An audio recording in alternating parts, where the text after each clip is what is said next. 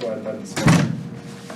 So I'm going to do it the way I usually do it, where I just go through the PowerPoint slide by slide. And this will cover everything that was over exams 1 through 3. And then Mike is doing his final review on all the material past exam 3 to the end of the semester. So I recommend you go to his because that's going to be half of the final. You know when that one is? Yeah. I tried to look for an email from Mike. Yeah, he texted me. I can pull it up real quick. That way everyone will be able to know that one because I think it'll be helpful.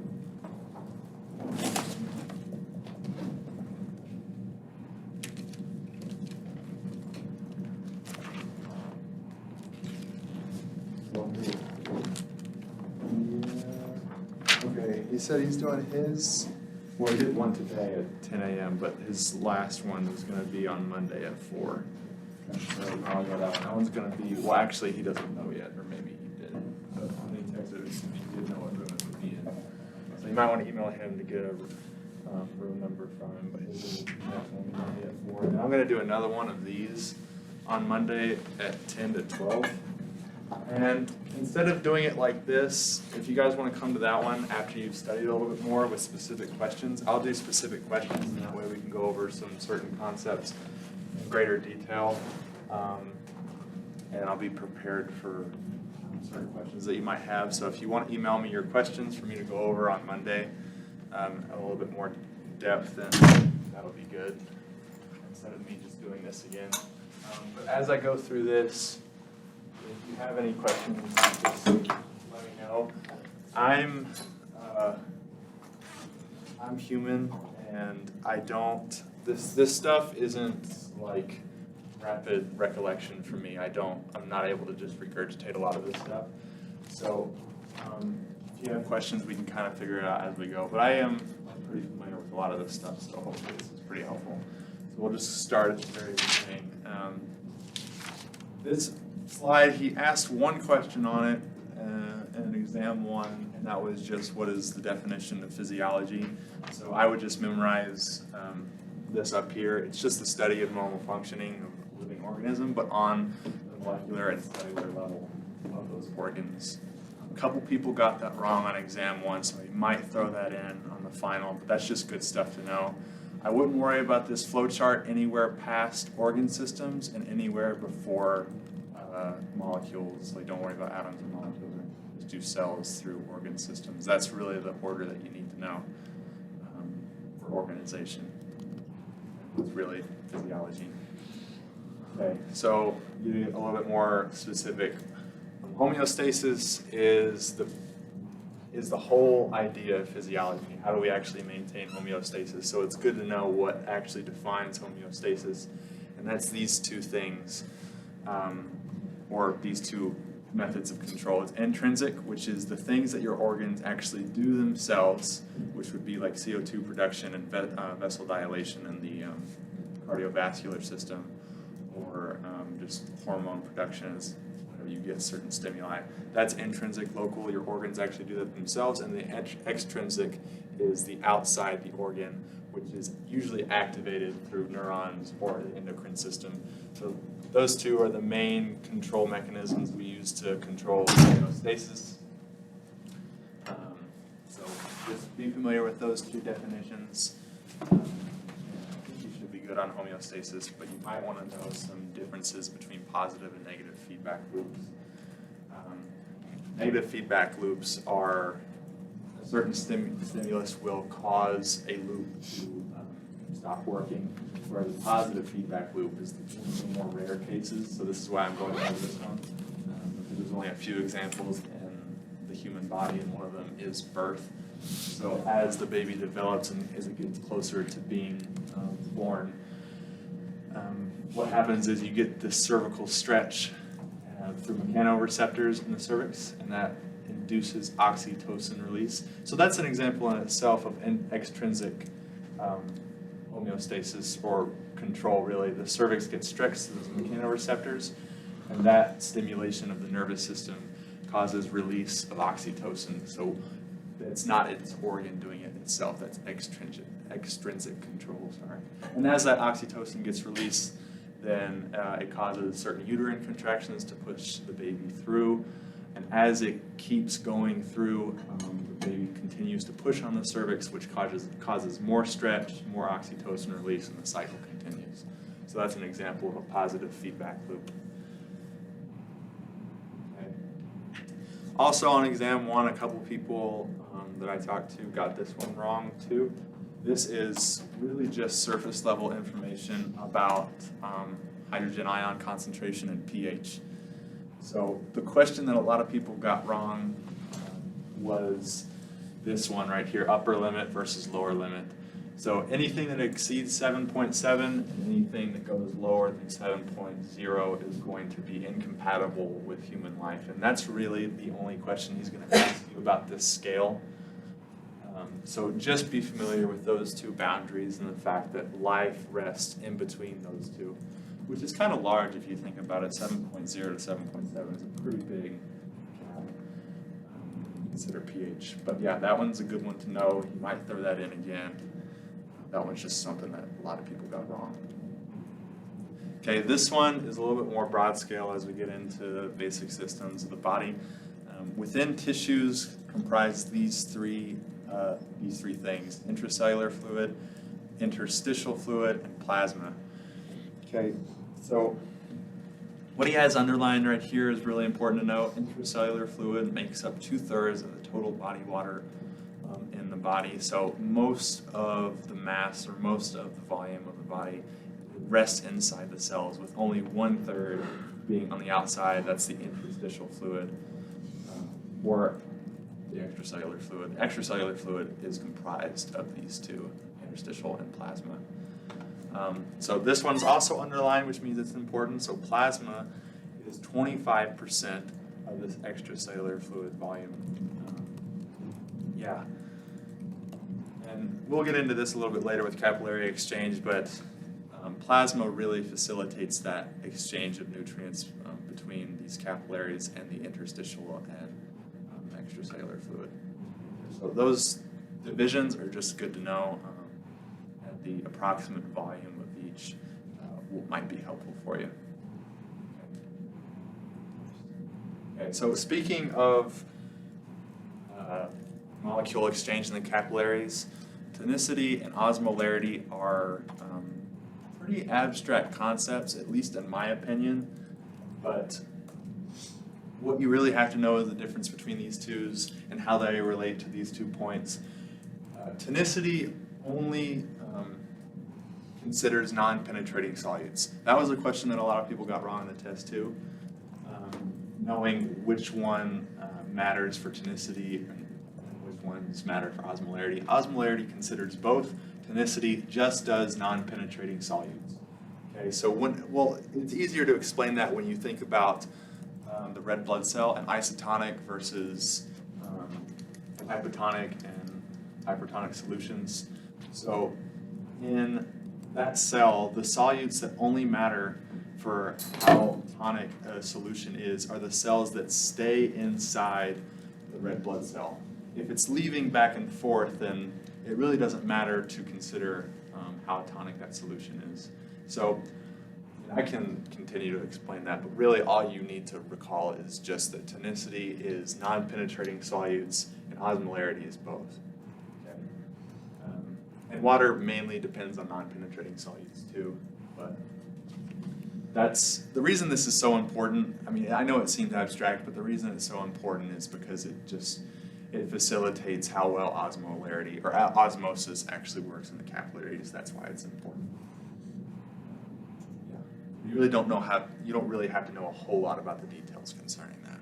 Okay. This one is a little bit more inclusive, and I would encourage you to be able to discuss this at your own level, but it's just the law of diffusion. You don't have to know that it's Fick's law of diffusion. You don't have to know these equations right here, but it basically just shows how diffusion works in the cellular membrane and what factors contribute to how well it works and how well it doesn't work. So diffusion is proportional, that's what that sign means, is proportional to the amount of surface area times the concentration gradient of whatever's being diffused times membrane permeability. So what does that mean?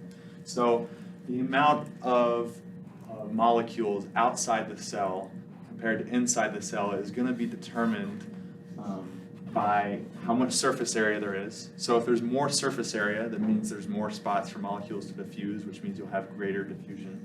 It'll also depend on concentration gradient.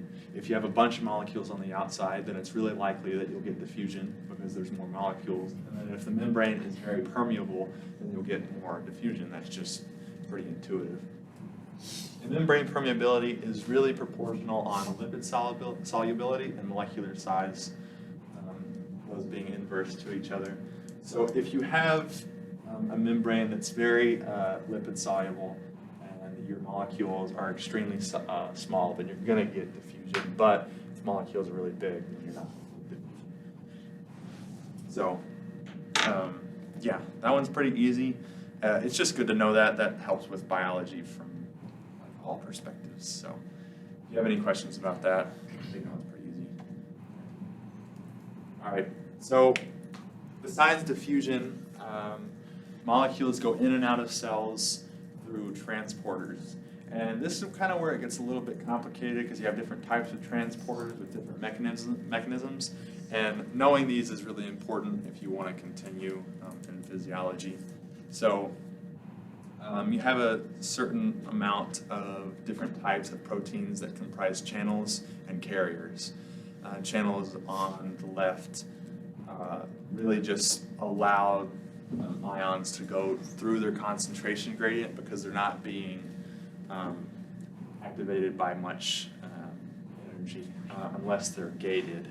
And gated channels are really just activated by voltage or chemicals or whatever the case may be. So this is just basically the subtypes, and we're going to go over these in greater detail in a second. Carrier proteins, on the other hand, rely either on ATP or concentration gradients to facilitate diffusion across different gradients. Okay, so let's go over these a little bit more because I feel like that was pretty confusing. Okay, so facilitated diffusion, we'll start with carriers first.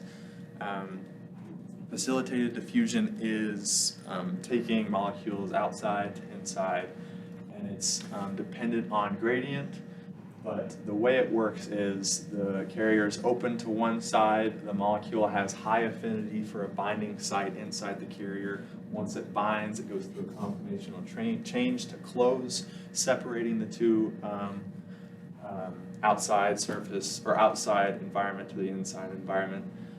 And then it opens back up to allow the molecule to go inside the cell. The whole reason, of the reason that it's gated is because it needs to separate the outside environment to the inside environment. If it was just open, then allowing everything to go in and out for these large molecules is going to be pretty bad. So what it does is it opens to the outside until it binds and then closes and then opens to the inside so that nothing but the molecule itself can get into the cell. So that's the reason that happens, or the reason we use carriers. Okay, so facilitated diffusion is another, a lot of people have trouble with this concept. It's in the name. Facilitated diffusion is just simply diffusion, which is high to low, right? But it's facilitated. It needs something to actually do it, because glucose can't just go through the membrane by itself, it's too big. So it wants to go down its concentration gradient, but it needs a transporter or some kind of channel to actually allow it to go. So the energy that's being taken advantage of here is just the concentration gradient. It doesn't need ATP, it's just following its gradient. So basically this GLUT transporter, and that can be in the form of GLUT2 or GLUT4, just depending on what kind of cell it is, just takes that glucose high concentration and puts it into the cell where the concentration is lower, and that's whenever glucose is able to actually be converted into glycogen or make ATP or whatever the case is. Okay, so that's facilitated diffusion. Now this is a little bit trickier. Primary active transporters versus secondary active transporters. So primary, all you really need to know is it needs ATP. And so if you're given a specific protein and it says ATPase on it, then it's gonna be a primary active transporter every time. Okay, so that's how I remember it when I'm given a certain molecule, because you can get confused with these different ions. So if you're wondering if it's primary or not, just look at the name of the protein. If it's ATPase, it's primary. Okay? And these can come in the form of sodium potassium, which sets up your concentration gradient and membrane potentials for neurons and a lot of other stuff, really. And hydrogen, potassium, and nephrons, and just a bunch of other stuff. Okay? So here's that sodium potassium ATPase. It's in the form of a carrier channel that opens and closes. And for this one, the main things that you have to know is one, it's driven by ATP, and two, you get 3 sodium going, 3 sodium going outside and 2 potassium coming in. That's the biggest thing. 3 sodium inside, 2 potassium going outside. Okay? You don't really have to know the process of how it actually happens. As long as you know how these work, then you'll know how this works. Okay? So secondary active transport, what's the difference? So this transport also requires energy, but it doesn't do it in the form of ATP. It takes its energy from the concentration gradient of other molecules that are being transported to. So these secondary active transporters transport 2 different molecules or 2 different ions. Okay? In this case, it's sodium glucose, right? The SGLT transporter. In that case, it's sodium chloride. And there's just a bunch of other different types. It's interesting that a lot of these secondary active transporters use sodium, almost all of them. So that's pretty interesting. But any questions about the difference between secondary and active transport, or primary active transport? So they just kind of hitch a ride on the back of sodium? Yeah, exactly. That's exactly how it goes. Yeah. So here's the sodium glucose transporter in action. I wouldn't really know the chronology of how this happens, but it's just a good example to show that that's how it works. So sodium here has high concentration on the outside to low concentration. And so whenever these 2 go inside, basically they're just hitching a ride on that concentration gradient. Okay. Membrane potential is a little bit, well, this seems kind of out of order, but anyway, this is another example of that concentration gradient. And membrane potential is an example of primary active transport. This is an example of secondary active transport. This is an example of primary active transport. So what happens is this sodium potassium ATPase needs ATP to drive setting up that membrane potential where positives on the outside and negatives on the inside. It's hard to take these ions and push them against the concentration gradient, which you can if you have ATP. Okay, and that's really important in membrane potential. We'll go over that a little bit later. Okay, so the next few slides are going to go over some G-protein coupled receptor pathways or signal transduction pathways. There's really only 2, I think. Yeah, there's only 2. These are important to know. These drive a lot of mechanisms of physiology, so he'll probably ask you about these. And just a simple question about the chronology of what happens and what binds to what. So this one is the protein kinase A signaling pathway. So what happens, this G-protein coupled receptor, it gets activated by a molecule. Doesn't matter what it is, there's a bunch of different types you can use. Basically, that G-protein disassociates and activates adenylyl cyclase. This is where you start having to know what's going on.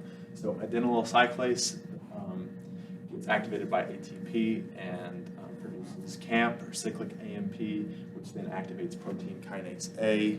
And the whole time you're doing this, it's kind of doing this tree branch effect, which is amplification. If you look up there, that's the definition of amplification.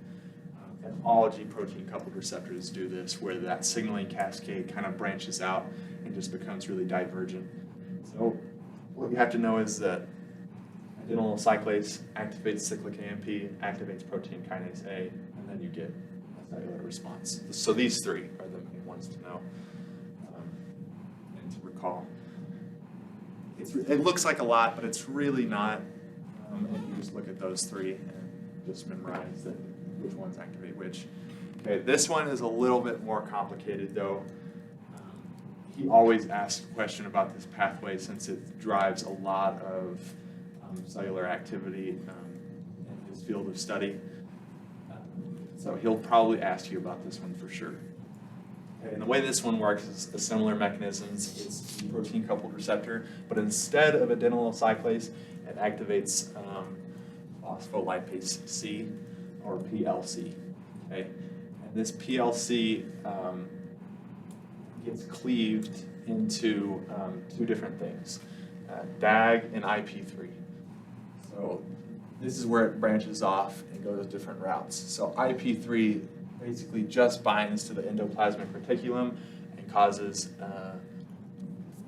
calcium release. And this, you see this in muscles too, so it's applicable to muscles as well, so that's why you probably want to know it. So that's one branch of the signaling pathway. Calcium then goes on to induce a cellular response like muscle contraction or synaptic activity. But the other branch is PLC cleaving PIP2 into DAG, and DAG goes on to activate protein kinase C, which does pretty much the same thing. It just continues on through its cascade and induces a cellular response by phosphorylating some random protein inside the cell. And it varies within the cell and what kind of response you want. Okay, so just memorize these two. It'll help you in the long run too, because I deal with this like every day. So, yeah. All right. So, ion channels come in two different types. They come in ionotropic and metabotropic. And I would know the differences between those two for sure. Ionotropic is really easy. Basically, the signal just attaches to the ion channel itself and causes flow through that ion channel. That one's really easy to remember because ionotropic is just the ion itself. Metabotropic, though, requires a little bit more metabolism. That's how I remember it. And it just binds to this G protein coupled receptor, signal binds to that and causes a change in the ion channel itself, which gives you some downstream effect depending on what the signal is and what the ion is. So that's the basis of how that works. Okay, here's a little bit more in depth of how that might work with certain activators or inhibitors. Tyrosine kinases are just more receptors related to G protein coupled receptors. This one is kind of a lot. I wouldn't worry about this one too much. But yeah, it just shows the complexity of how these signaling cascades actually work to induce different cellular responses there at the bottom. Yeah. So whether it be metabotropic or ionotropic, the biggest ion that you want to remember is calcium and its ability to be a second messenger, and it's what's it called? It just has a lot of roles, really. It can bind to proteins like calmodulin and cause muscle contraction, or it can bind to AMPA receptors or go through AMPA receptors and cause different protein synthesis in neurons. It just, if you're going to remember one thing about calcium, it's just the fact that it's a second messenger. Okay.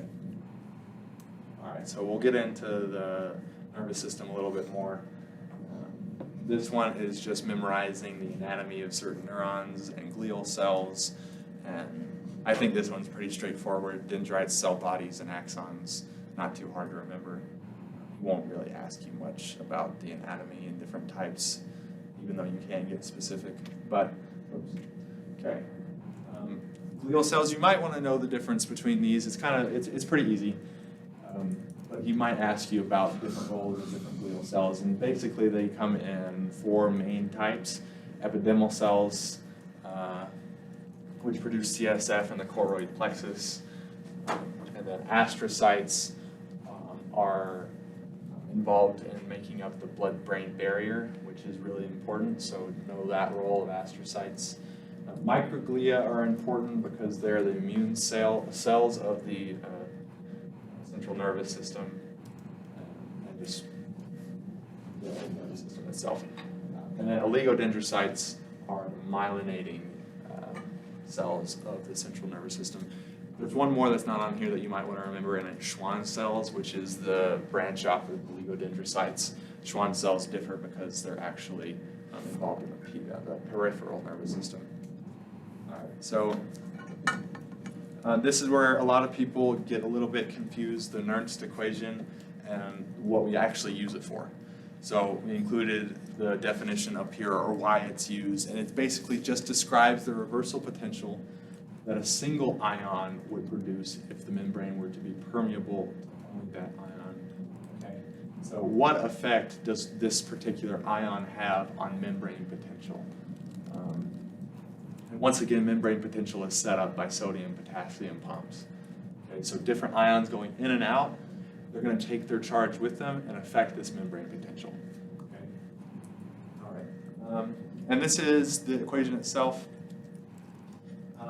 He won't ask you to use it at like a specific or a detailed level.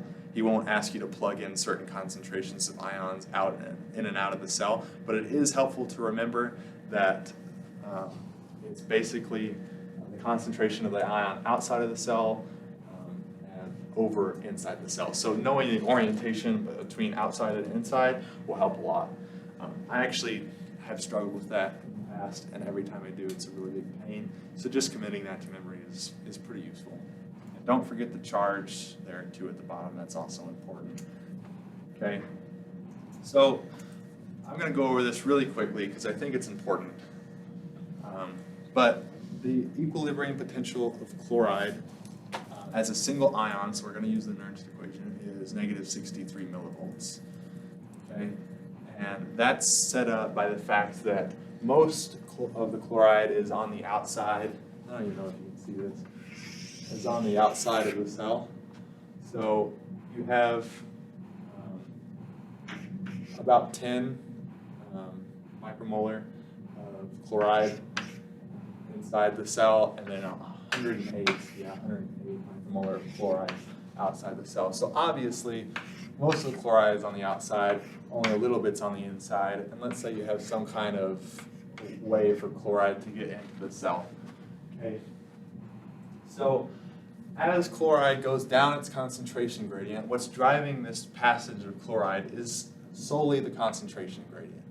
Okay, so as it goes inside the cell, right, chloride has a negative charge on it. So every time a chloride ion goes inside the cell, it's going to become more negative, leaving the outside more positive, right?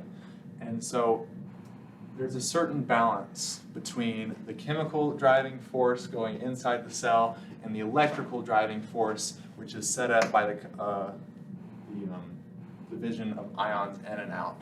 So if we ignore the charge of the cell, the concentration is going to eventually equilibrate.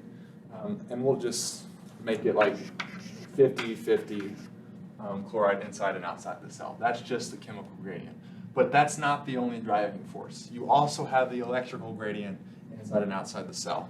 So for every chloride ion that goes inside, you're going to get more negative, and the outside is going to become more positive relative to one another. So is chloride going to want to continue to go inside the cell to reach equilibrium perfectly? No. And why isn't it? It's because there's negative charge inside the cell. And if negative charge repels negative charge, then chloride's not going to want to go in anymore. So at what point, at what charge, right, that's what we're quantifying, at what charge does chloride not want to go into the cell anymore? And it just so turns out, based on the concentration, which is 108 micromolar outside the cell and 10 inside the cell, once we reach positive 62 millivolts, I'm sorry, not positive, it's negative, right? Negative repels negative.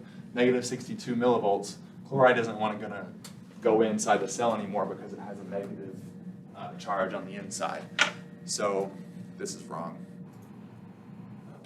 It's why is it negative 62 and not positive 62? And that's because like repels like, okay? So that's how it works. So this is the question he'll ask you. And I guarantee this will be on the test because this is, once again, one of the main, or the biggest driving forces in physiology is membrane potential and reversal potential. So what would happen to the reversal potential if a cell lacked a chloride transporter and therefore had higher intracellular concentration, or intracellular chloride concentration, okay? All right, so if it lacked, let's find out. So you can see that even I have to take it step by step, and I've done this a million times. So normally you have more on the outside, right? So we won't even put numbers on it. We'll just go ahead and do it relative to one another. If we have more on the outside and less on the inside, the membrane potential is, the reversal potential is negative 62 millivolts. But what happens if you have, let's see, higher intracellular concentration of chloride, right? So we have almost equal, but there's still a little bit more on the outside, okay? So now, is the chemical driving force going to be weaker or stronger? What do you guys think? Weaker, okay. So if the chemical driving force is weaker, the negative driving, or the the electrical driving force doesn't have to be as strong to get chloride to not go into the cell anymore. So if you have almost equal on the inside and outside, the reversal potential doesn't have to be as negative, and so it'll be like negative 40 millivolts or something like that. So the key to answering questions like these is understanding these numbers right here. You don't have to understand the numbers per se exactly, but you have to know is potassium, for example, is it higher on the outside or higher on the inside? Okay. Potassium, sodium, chloride, all those, you want to know, is it higher on the outside or higher on the inside? That's the key to answering each one of these. And if you can know that, then you'll be able to work out in your mind, okay, what happens if I change the relative concentration? Would the cell inside have to be more negative or more positive to keep the ion from coming in?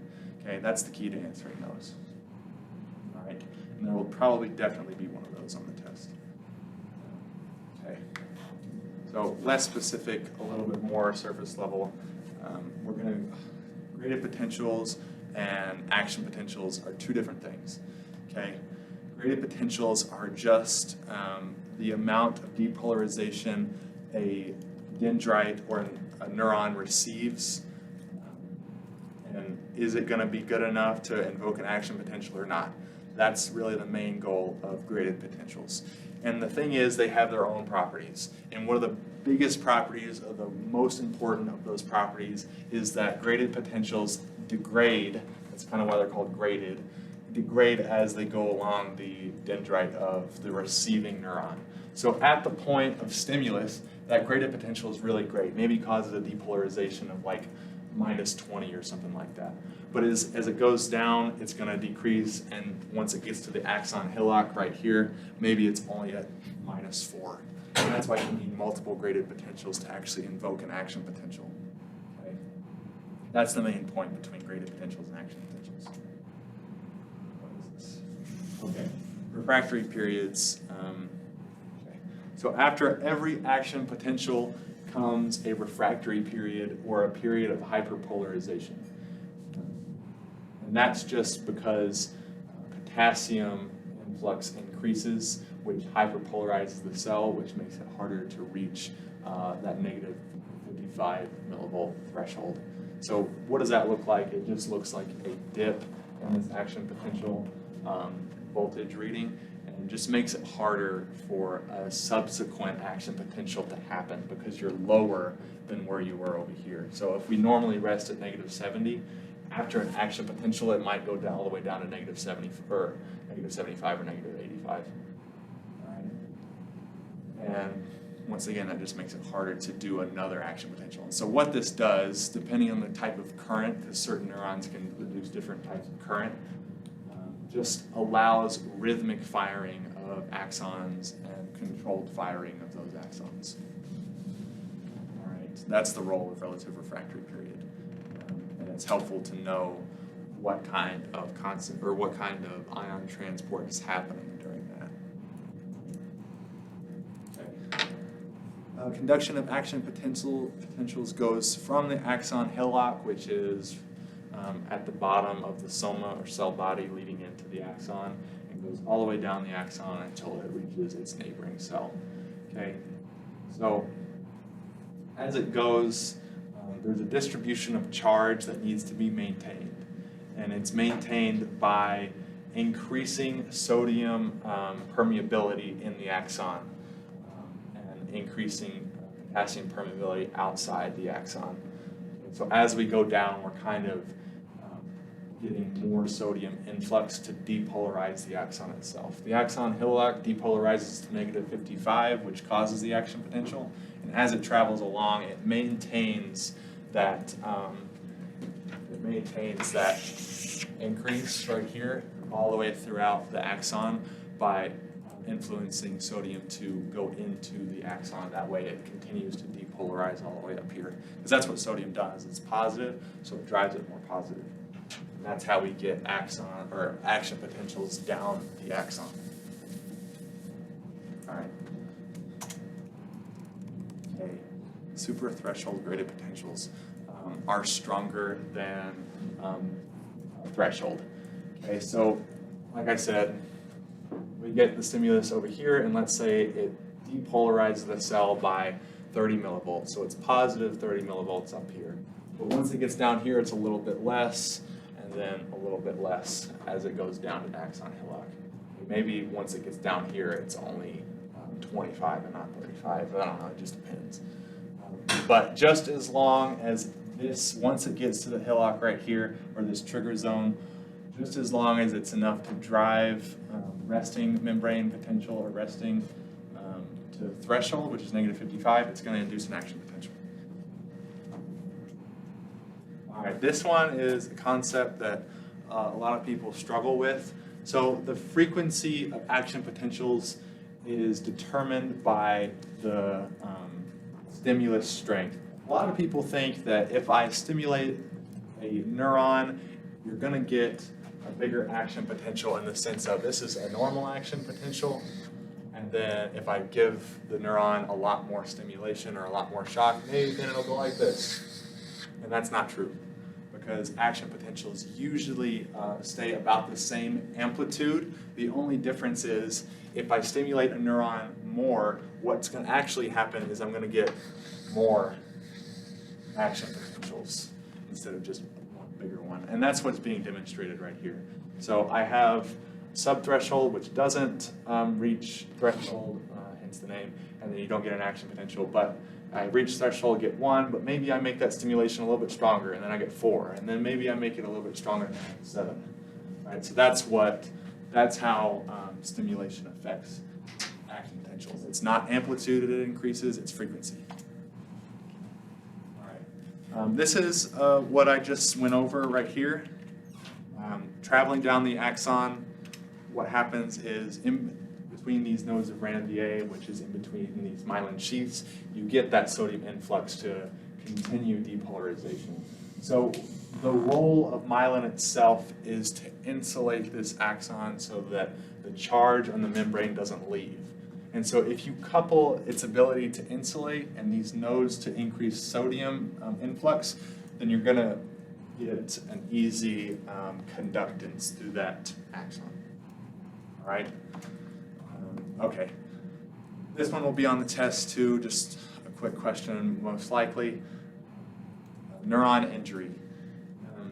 Okay, so in the central nervous system, you cannot repair axons that well, if at all. But in the peripheral nervous system, you can. But the thing that drives that is everything distal or away from the cell body that at the site of injury where it gets cut, that's going to degrade. But if it's still able to receive the nutrients or the growth factors that are in the cell body, this proximal or section of the axon that's closer to the cell body will be able to regrow that sheath. Okay? And that's done by Schwann cells. So in the peripheral nervous system, yes, you can repair axons, and you do that through Schwann cells. In the central nervous system, you cannot, and that's because oligodendrocytes produce these inhibitory factors, and you can get into detail if you want, but you don't have to for this test. Okay. I remember there being a question about, like if he had a cut on his head. Yeah. So that would still be the Schwann cells because it's part of the peripheral, right? Right, exactly. I think the way he worded that question was a little bit tricky because a few people got that one wrong because they associated head with CNS because they thought brain, but like your skin, the skull, all that stuff, that's periphery. Okay, so my ability to feel my head with somatosensation, that's periphery. Okay, so in that situation, yes, you will be able to repair those axons. Good question. All right. Okay, so these are neurocrines or neurotransmitters. Acetylcholine, norepinephrine, dopamine, serotonin, histamine, glutamate, GABA, glycine. All of these are really important. I would know what each of these do personally, except for maybe the possibility of purines, adenosine. I'm in neurophysiology. I'm doing my graduate program in that, and this one doesn't come up hardly at all, if any. Glycine doesn't do much either, but these sure do. These are extremely important. Knowing exactly what they do and where they're produced is really important, and he'll probably ask you questions, maybe not directly about these, like, oh, where is, what kind of receptor type is associated with dopamine in GPCR. He won't ask you that kind of question, but each question he gives you about neurotransmission and signaling in the nervous system, if you have information about these or if you have knowledge about these, it's going to be easier to answer. Because if I ask you a question like associated with excitatory synapses, then I know the answer isn't going to be GABA because I know GABA is inhibitory. And that's just really helpful. The more information you can pull from different sources, the better your chances of answering the question correctly is going to be. Okay, so in my opinion, I think everyone should know these if you're going to continue in physiology. So now's a good time, I guess. All right, so these neurotransmitters act at the synapse level. So we'll go over that really quickly. This theme right here is ubiquitous in all of the synapses in the CNS nearly.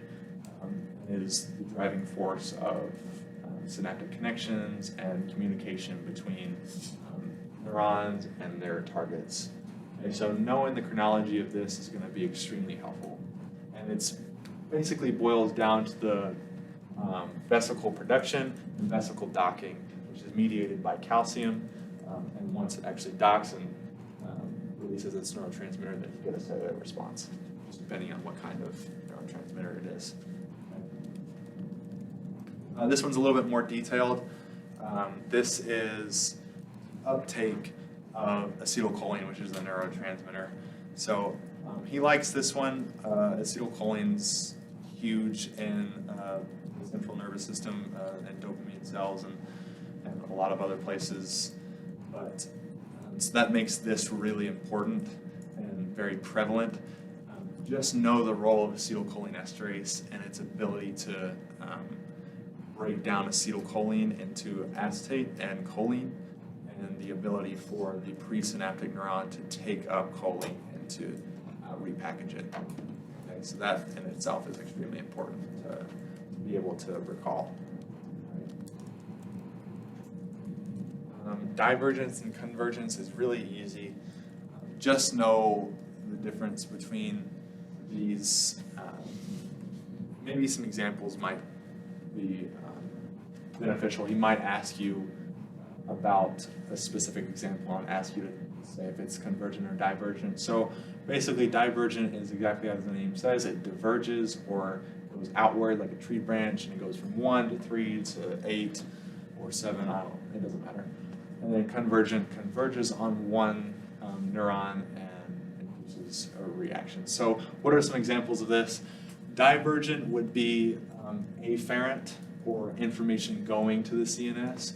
So if I feel something on my arm, certain mechanoreceptors or stretch receptors are activated on my skin, maybe 1 or 2 or 3 or 4, it doesn't matter. But how that actually works is that information goes afferently to my spinal cord, which then goes up the sort of some tract that I don't know specifically, and then to my brain. And within my brain, since my field in my arm or my hand maybe is really big in that somatosensory cortex, it's going to project onto a lot of different neurons and cause me to make a decision based on what I feel. Is it something I need to react to or not? And the induction of that going from only a couple to a bunch in my cortex is an example of divergence. On the other hand, convergence is, okay, well maybe I'm thinking about moving my hand. And so the decision integrates into a lot of different parts of my cerebellum or whatever the case may be in the motor cortex.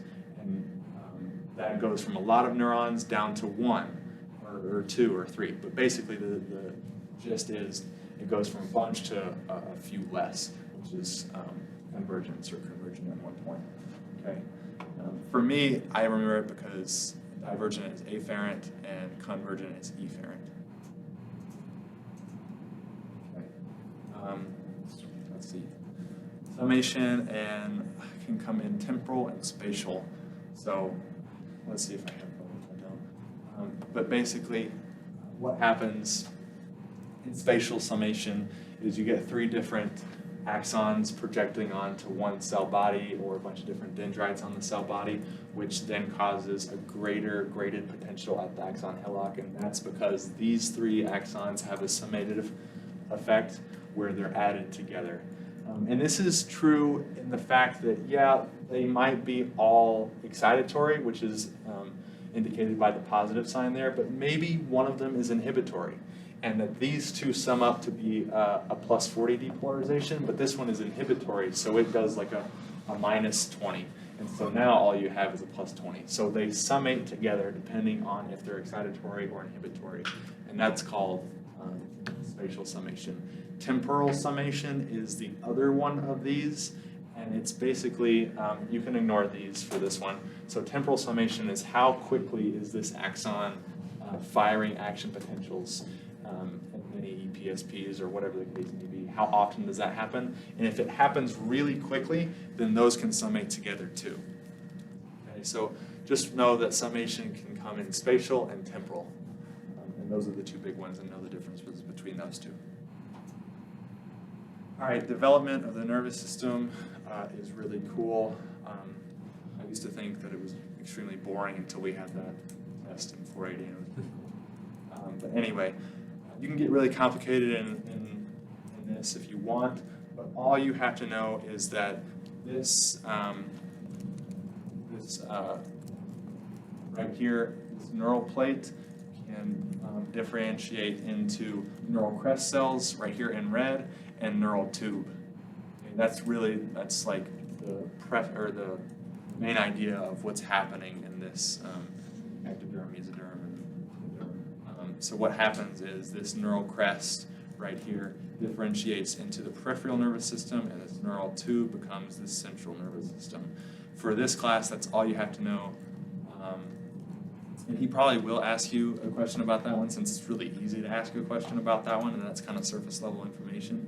So memorize the fact that neural crest is periphery, neural tube itself is central. And the way I do that is the neural tube kind of develops into the spinal cord and the brain.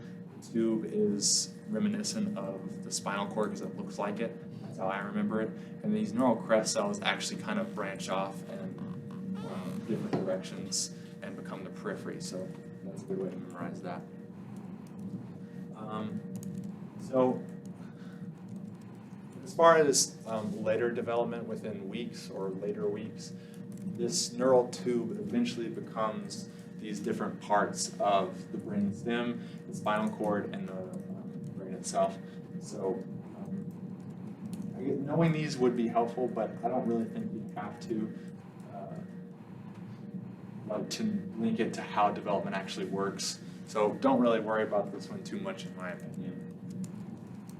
This one, on the other hand, you might ask you about because it drives a lot of physiological effects in the body just based on signaling.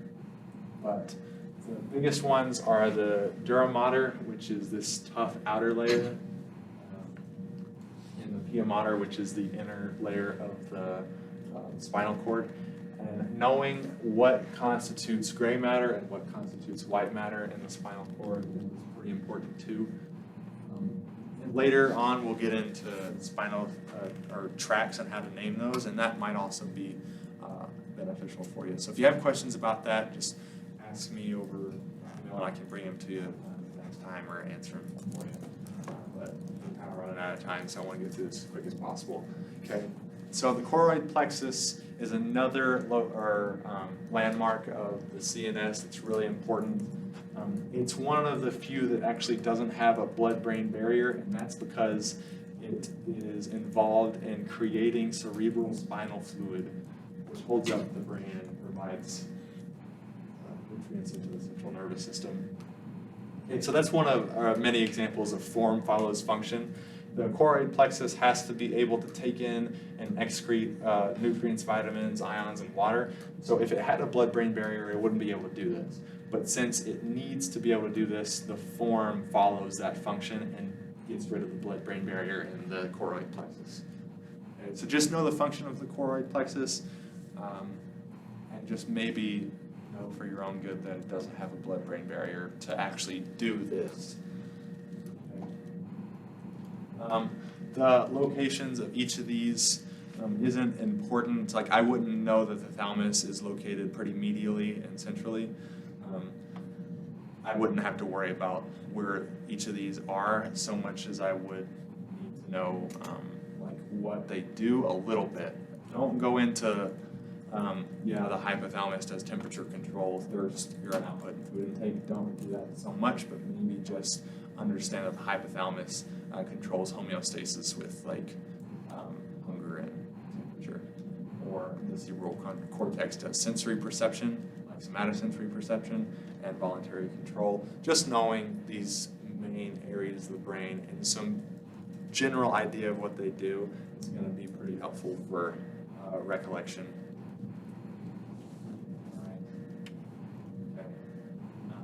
The lobes are different than regions of the brain. So the lobes have their own particular function. So occipital is visual, it's in the back. Temporal on the sides does sensory information. Parietal lobe does somatosensory processing, so stuff like touch and muscles. Or muscle-like sensation, that is, not muscle movement. And then the frontal lobe does voluntary motor activity, like speaking and movement and stuff like that. So that one's not too hard.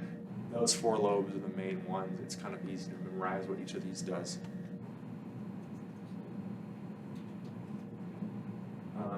This is just another way to differentiate it even further. So these two are pretty important, the Broca's area and Wernicke's area. If he's going to ask you questions about aphasia, I know my physiology teacher sure liked to ask questions about that. So know the difference between Wernicke's area and Broca's area, and certain aphasias that are correlated with that. I actually can't tell you right off the top of my mind which ones are which, but I do remember them being pretty important and asked about quite a bit. Okay. All right, neural control of movement. So this is an example of how the brain works associatively and takes in information from a lot of different outputs and receives them into one input or one efferent synapse or one efferent role. But I don't really think this is very important. Maybe know this would be beneficial, I think. But other than that, I wouldn't worry too much about being able to regenerate this chart. Okay. Sleep, we're getting to the end of the nervous system, but sleep, don't memorize the waves and how they look, but I think the biggest thing is just knowing that they come in stages, and that REM sleep stands for rapid eye movement, and that's where you get your deepest sleep. That's where you get less neural activity. Or actually, well, I guess low wave deep sleep is the deepest without waves. But anyway, I don't think this is really that important per se.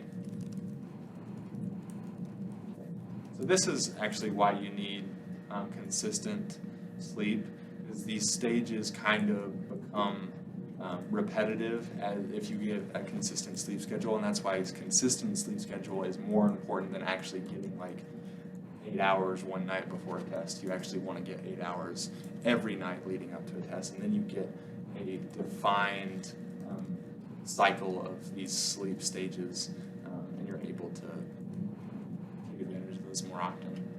But anyway, neuron functions, dopamine versus cholinergic.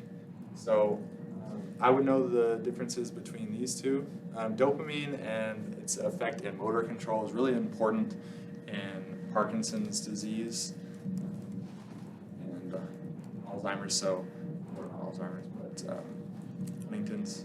So that makes it pretty important with pathology, so memorizing the fact that dopamine is involved in the motor control in the substantia nigra is pretty important. And then cholinergic is mainly associated with stuff like learning and memory and sleep. So that's just an example of how different neurotransmitters can work in different parts of the brain to produce different outputs, and malfunctions in these neurotransmitters or in these areas that are associated with neurotransmitters result in different pathologies. Okay. Memory is pretty abstract, but you can get a little bit more specific and make it a little bit more concrete if you divide it up into different sections. And they do this by categorizing them in reflexive or implicit memory and declarative or explicit. So I would know this chart actually, or just be able to produce a general replication of this chart. And the way I do it is implicit is ingrained, give or take, that's just how I remember it, but it's more automatic, and so it doesn't require thinking or association of different parts of the brain. It is acquired though. There's a difference between giving it out, which is really quick, and actually acquiring it, which is really slow. So being able to learn implicitly is really slow. And so the way I remember that is it takes a while to memorize how to play basketball or play a sport or ride a bike, but once you actually know it, it becomes really quick, right? On the other hand, explicit memory is stuff that I relate a little bit more towards the academics, or a little bit more to information, I guess would be the thing. And the way I remember that is declarative memory is stuff that you can declare or regurgitate verbally. And that's a lot more associative with different parts of the brain and requires thinking and deep thinking and stuff like that.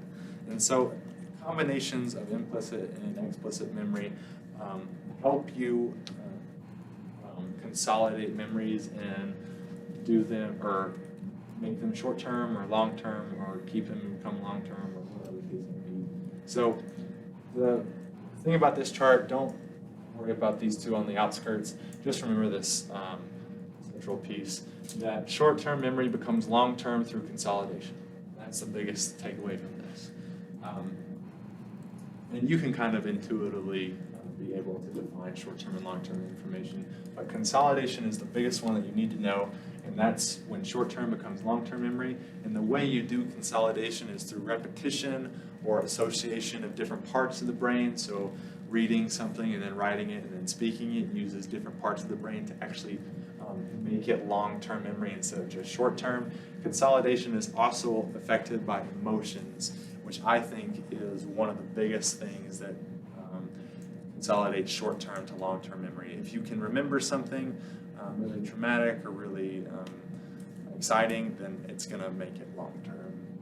It's hard to forget the emotional responses. It's easy to forget the ones where you just write it down, right? All right. This is just perception of stimuli, so it's more detailed of what I just went over, so we'll skip it for now since it's really not that important. All you really need to know is this one. This one, on the other hand, is really important, and I would know this one for sure because he studies this in his lab. And it's long-term potentiation, and how that affects short-term and long-term memory is through long-term potentiation. So the molecular mechanisms is dependent on AMPA receptors and NMDA receptors. And so you have this glutamate, which is excitatory, right?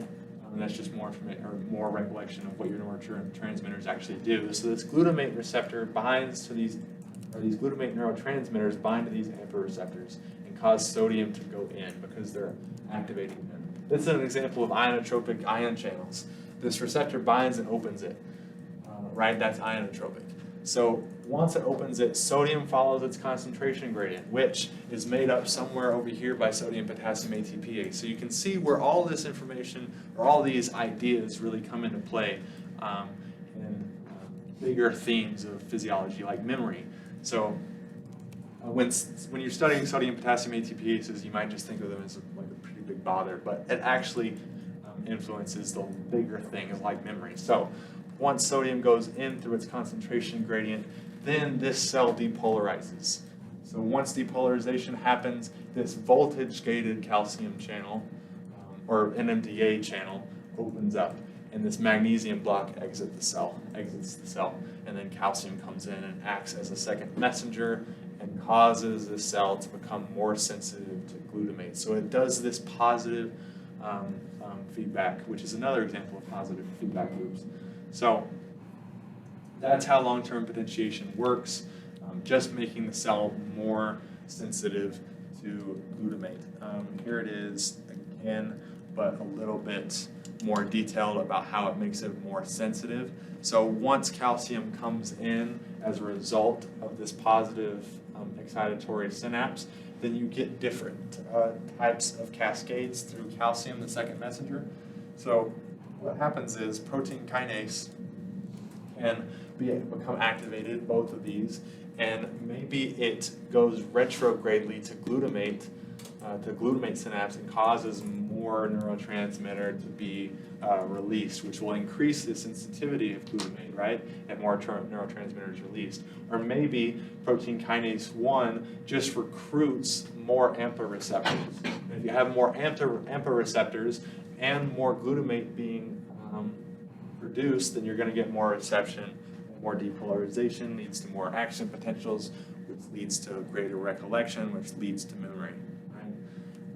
I think it's one of the coolest things in biology, honestly, even though it can be a little bit complicated. But anyway, he will ask you a question about that. I put my house on it, even though I don't have a house. But anyway, type of receptors, like I said, that's pretty important if you're going to talk about certain stimuli and what they actually or activate. Yeah, sorry, I didn't know the word. But anyway, these are really easy to memorize because it's in the name. Chemoreceptors is just chemicals. Mechanoreceptors is mechanic stimuli or like pressure, stretch, touch. Photo is photons of light or whatever. Thermo is temperature. Nociceptors is a little bit harder, but I just think of that as noxious or obnoxious, which is pain. But knowing which receptors do which stimuli is important.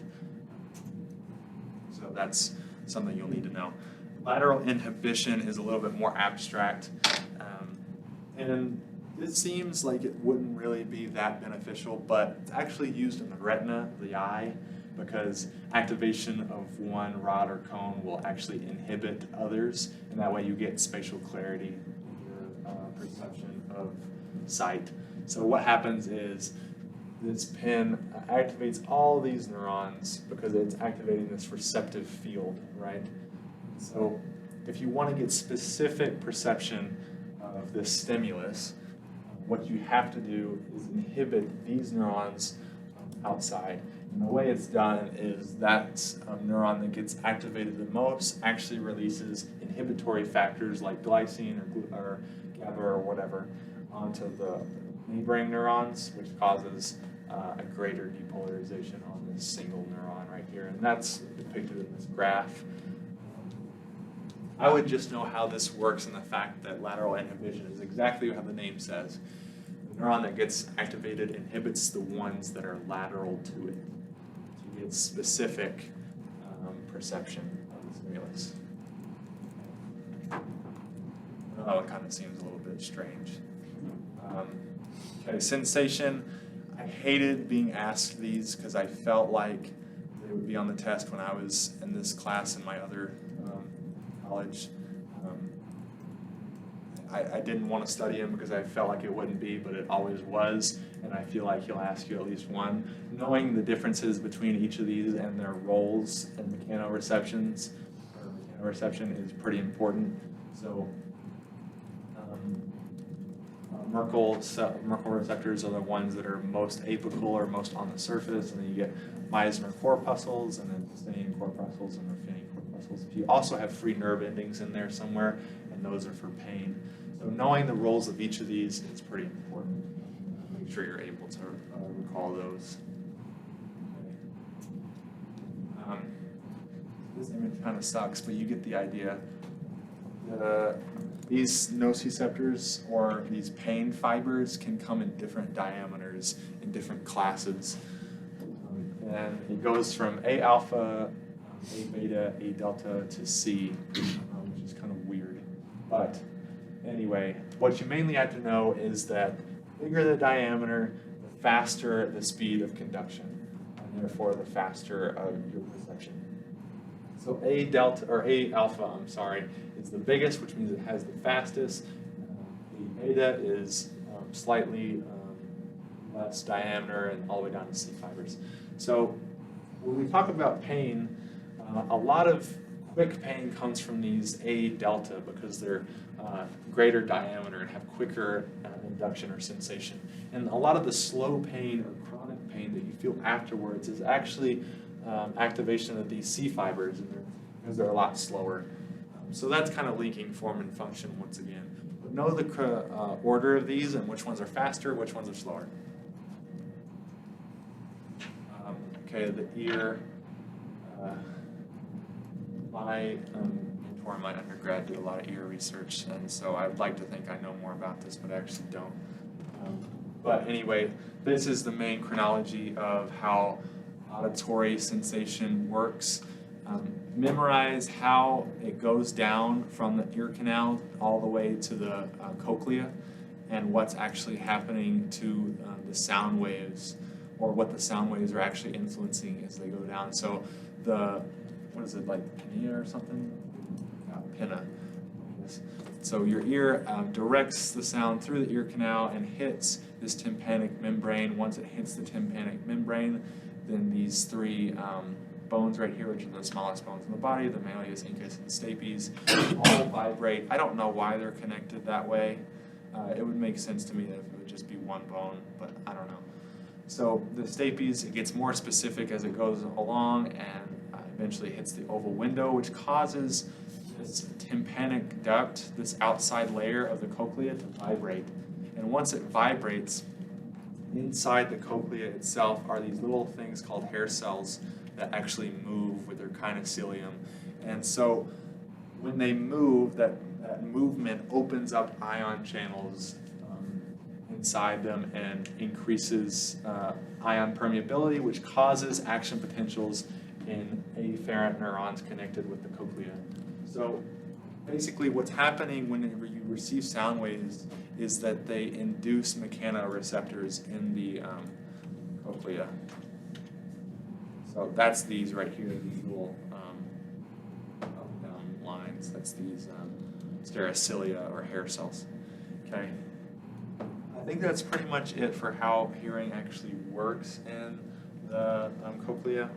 But you can get more specific within this is the organ of Corti, And this is how it actually works. Hair cell receptors and support cells, basal membrane, all that stuff work together to cause these hair cells to move. And once the kinocilium, which is the longest projection on these opens, then you get these afferent nerve fibers firing and you're able to perceive sound.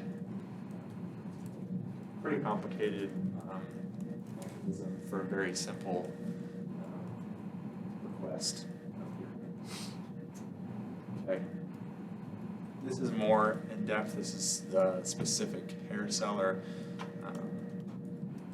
how it actually works with the tympanic membrane right here. So once it stretches this top layer, it stretches the cupula or cupula, whatever you want to call it, and causes these hair cells to stretch, which opens up these mechanoreceptors or ion channels inside these.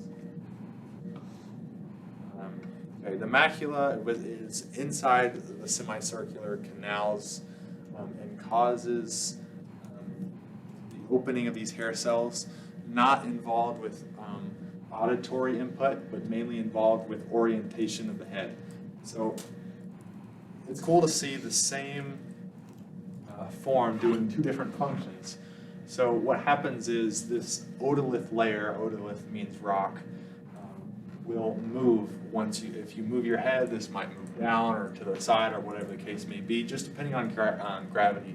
And so once these rocks on this gelatinous membrane right here move, it takes the membrane with it and opens up these hair cells once again and causes sensation to let you know how you're actually oriented in space, to let you know if you're upside down or whatever, which is pretty cool. Okay, so orientation and equilibrium in the semicircular canals works in the same way as the auditory system, but just in a little different function. And that's how it works, like I said. Okay, so this is another example of how divergence actually happens. So once you get synaptic activity within the semicircular canals, then it goes through different projections of the brain, from the nuclei of the medulla to the reticular formation, thalamus to the cortex. That's another example of how divergence actually happens, which is pretty cool.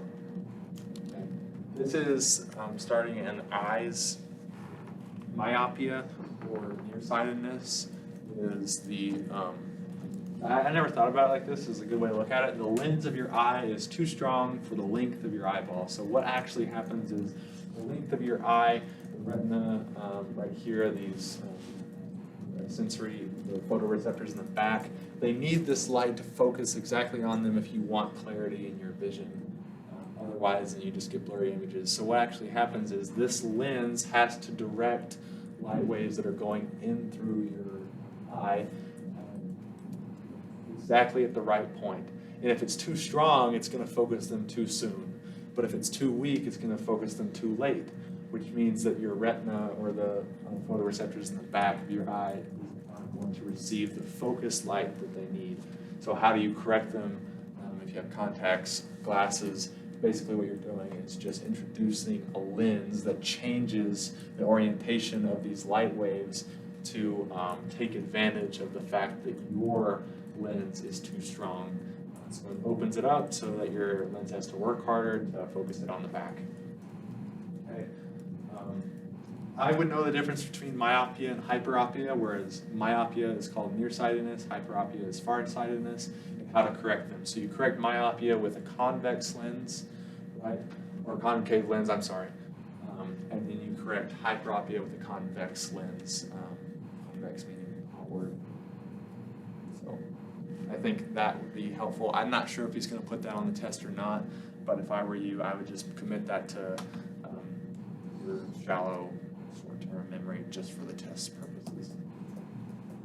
Okay, this is how phototransduction actually works inside the eye. So once light hits these rods, rhodopsin pigment is activated in these rods and causes chemically gated sodium channels to work.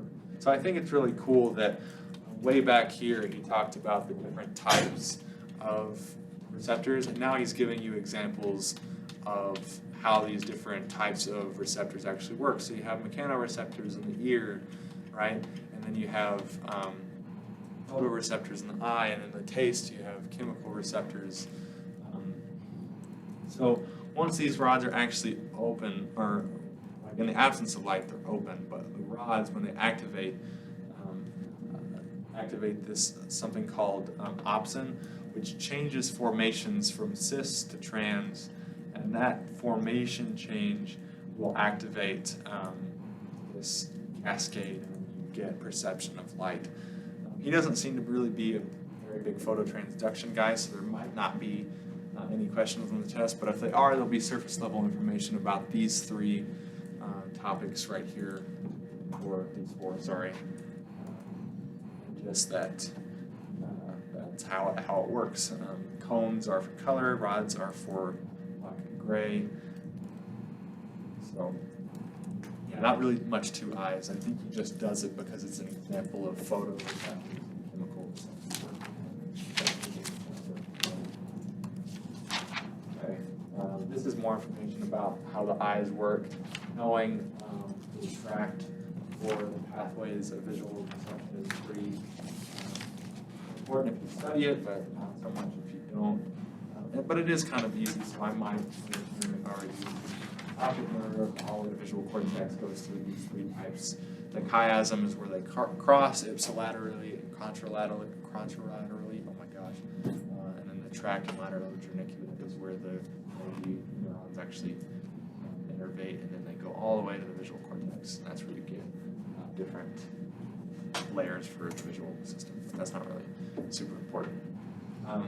Taste is your chemical receptors. And it's also cool to see different forms or structures of these different types of receptors to let you know that they're involved in different pathways or different purposes. But for this one, all I would know is that they work like this. So G-protein coupled receptor gets activated, or the ionotropic on the right side gets activated, and you just get influx of certain ions, which causes calcium. Once again, calcium, the biggest second messenger in the body, just basically goes down and causes either ATP production or neurotransmission into these gustatory neurons, which are basically just taste receptors that let you know how something tastes, depending on the combination of these four types of receptors. Okay, so taste is really easy. Just know maybe a little bit more about how they actually work, and the fact that it can be ATP transduction or neurotransmitter transduction. Smell is, I think, the last one, but smell is basically the biggest thing right here is the olfactory bulb right here, getting afferent projections, neurons going into the olfactory cortex. And I don't really think there's much to olfaction except they're chemical receptors. They just pick up chemicals in the air and put them into the olfactory cortex, which then goes on to different regions of the brain, just depending on how you correlate certain smells to certain memories, like anything else. It does get a little bit more complex if you want to, but olfactory is one of the few neuron types that actually regenerate extremely well, just 30 to 60 days to get new axons. Yeah. So odor discrimination works in the same way as taste discrimination. It's just by the patterns of activity. If you have different olfactory neurons activated, it'll give you perceptions of different types of sound, the same way taste will, which is pretty cool. Olfactory is one of the greatest examples of desensitization in the nervous system. Based on this fact right here, olfactory system adapts really quickly. Desensitization is just decreased firing of action potentials in certain neurons for perception. So if you go into a room that smells really weird, within 5 minutes you get over it because they adapt really quickly and they no longer fire if you're going to get the same stimulation over and over again, which is really useful when you think about it in survival. But anyway, inputs of the olfactory bulb go to the thalamus and the limbic system and the cortex for memories. That's how you associate certain smells with memories. And that theme really isn't like super like important for you to know that it goes to the thalamus limbic system and cortex. It's just good to know that these sensations or this perception of sensation, whether it be light, smell, touch, taste, whatever, they go to different parts of the brain to elicit different reactions. And that's really the most important part. Okay, this is one of the more complicated parts of the exam, in my opinion. It's sympathetic versus parasympathetic activation and output. So as far as the structure or the morphology of the sympathetic and parasympathetic, for me, the biggest thing that you have to know is that the preganglionic and sympathetic is really short, and the preganglionic and parasympathetic is really long. And then the opposite is true when you look at postsympathetic, or postganglionic, I'm sorry. The way I remember that is sympathetic preganglionic neurons are really short because you want them really close to the spinal cord because you need them to react really quickly. Because sympathetic is fight or flight. That's how I remember it. The parasympathetic, rest and digest. It really doesn't matter how long it takes per se. That's not fact. That's just how I remember it. It really doesn't matter how long it takes. So my preganglionic neuron can be really long. Some of them are even so long that the preganglionic neuron goes all the way down to its target, where the postganglionic neuron is only a very small section. Okay, this kind of seems a little bit random, but varicosities are just structures of different axon projections. And they are structured this way because it's important to get smooth muscles to fire very synchronously or united. And so you do this by increasing the amount of surface area that your axon can actually innervate. You do that by getting these viscosities along the length of the muscle that you want to fire. And the neurotransmission works the exact same way in a normal synapse. These are just structured a little bit differently to follow, once again, form, or to get a certain function out of form. This is surface level information where you will have to know it just on like quick recall. So what neurotransmitters are on the preganglionic neuron of the parasympathetic pathway? Acetylcholine, that could be a question that he puts on the test. Right? What receptors does the parasympathetic pathway innervate? Muscarinic receptors. What neurotransmitter or what receptor are on sympathetic pathways? You get the idea.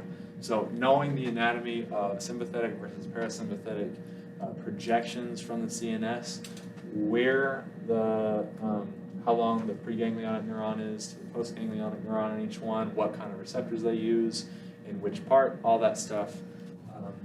I would know if I was you for sure, because he can ask you any type of question related to that. Okay. So yeah, just make sure you memorize those.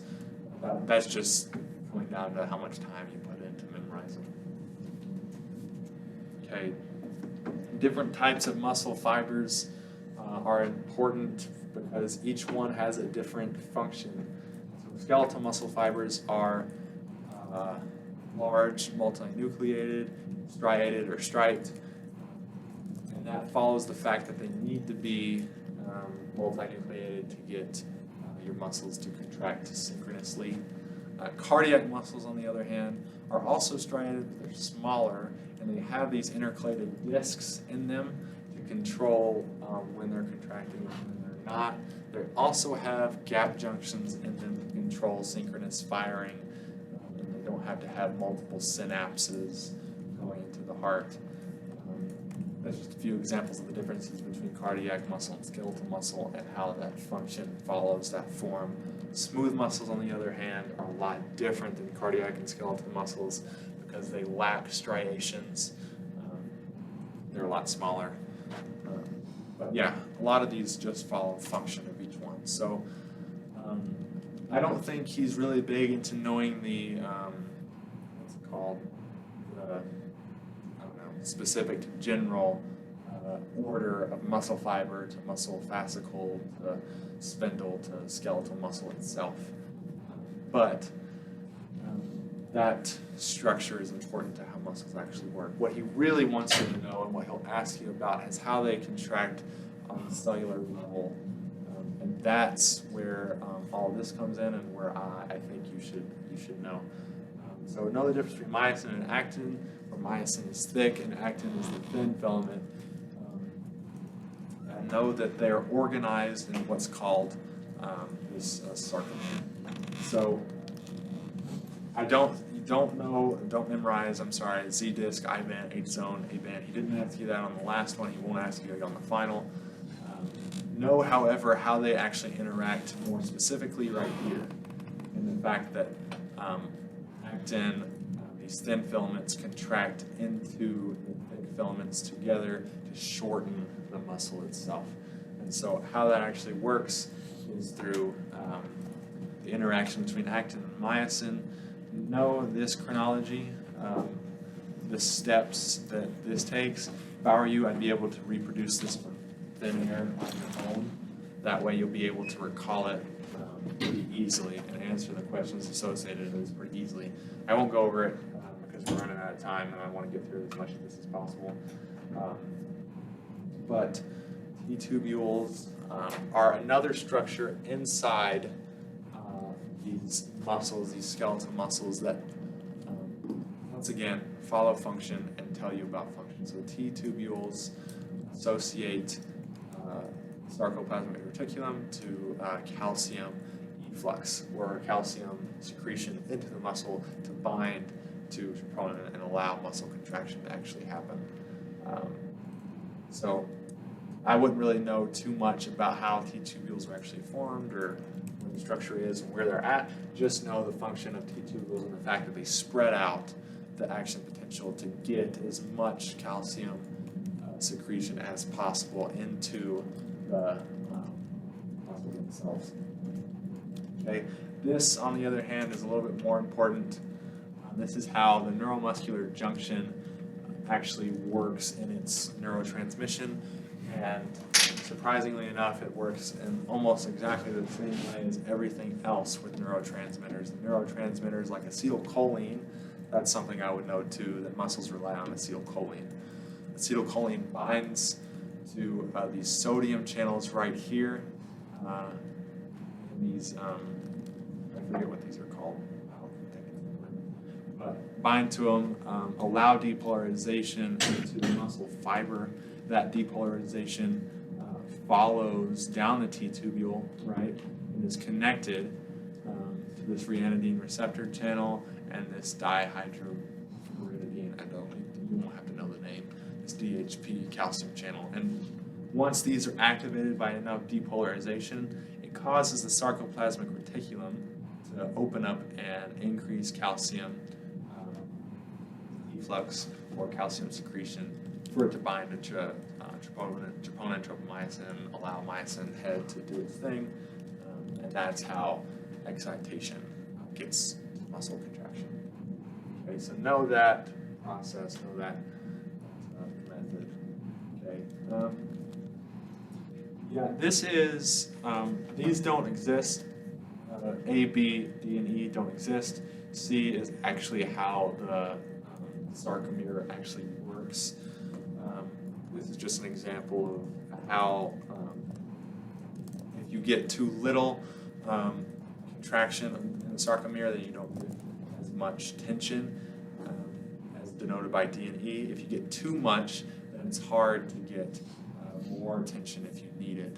So if I contract my muscle a little bit and the actin and myosin heads go fully intercorrelated to each other like that, then there's no room for them to continue to go, so I can only get a little bit of contraction.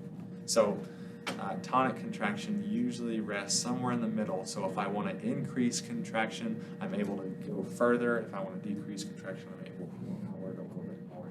So that's where we sit at, is C. All right. So going into smooth muscle contractions, this is where those varicosities come back in, and they are controlled. The synchronous, this unified contraction is done through these channels, these pores right here, which are actually called gap junctions. that's a really important aspect of both cardiomyocytes and these smooth muscle cells, and allows for single unit contraction. That's the biggest thing, I think, about the molecular level of smooth muscle, is just knowing that these gap junctions control that. And it does that by just spreading the charge without any resistance. So any charge that this one experiences is able to go through this gap junction and to go through that one, right? Okay. So calcium is needed for contraction. I think we went over this just now, I think. Yeah, right here, pretty much. Basically, calcium binds to calmodulin, which activates myosin light chain kinase. That's what MLCK stands for. Is able to connect to these phosphorylated light chains in the myosin heads. This is in smooth muscle, so they don't have the troponin here. That's the difference between smooth muscle and cardiac muscle. The calcium signal itself, the cascade, is very similar, but their target, or where they bind, is different. So know the difference in the fact that myosin light chain kinase is present in the smooth muscle. Okay. Yeah. So I think this figure actually is really good. So I would know this one for me personally, because he's going to ask you differences about skeletal, smooth, and cardiac. And the more you know about them and their function, the better off you'll be. So definitely go over this one, and I'll post this or send this out in an email to everyone, this final review, so that you all can see it. Come back on Monday with any questions if you want. But going on with more muscle stuff, this one's really easy. It makes a lot of sense, so this one should be pretty good. But the way we're able to tell where our muscles actually are in space, instead of just contracting them when we want, is through these things called muscle spindles. And these are embedded within the muscles themselves to be able to afferently tell how much the muscle is contracting. So these gamma motor neurons are inside these fibers, or these endothelial fibers, and react with the muscle itself to mechanically gate certain channels that are connected to synapses that let you know how contracted your muscle actually is. Okay, so what you have to know really here is the way we're able to orient muscles in space is muscle spindles. Okay? And this is done right here. It comes a little bit more greater detail, so I think this is pretty helpful actually. So when this muscle actually contracts, you get these muscle spindles firing, and it goes to the spinal cord, and it's able to get different levels of contraction. So I think muscle spindles, it's really not much to it, but you might want to go over this one a little bit more just to make sure you know what muscle spindles are actually used for. This one's a lot simpler. Golgi tendon organ. This one, I can see it being a quick question on the test, what they're actually used for. So Golgi muscle or Golgi tendon organs are located, like the name says, in the tendons of muscle fibers, and they're just basically used to measure how much stretch or how much strain is being placed on the tendons. And then if there's too much, then certain neurons or projections into the muscle will inhibit muscle contraction. And the reason that's important is because if these tendons get too much stretch on them, then they're going to tear. And if your tendon tears, that's really bad, because then you're not able to move whatever skeleton or whatever bone that muscle connects to. So muscle tears are fine, you can repair those. Tendon tears are a lot harder to repair and are a little bit more important. So we do that through Golgi tendon organs. And just that amount of information is sufficient for you. And this is how it actually works in the spinal cord. So you get a load added to your muscle, spindles stretch, you understand that as having to reflex with more recruitment of motor units to increase your muscle contraction, right? That's all done through muscle spindles, like I said, orienting in space.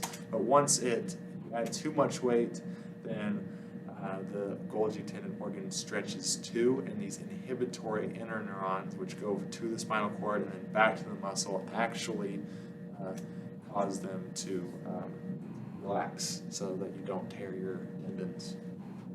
Okay.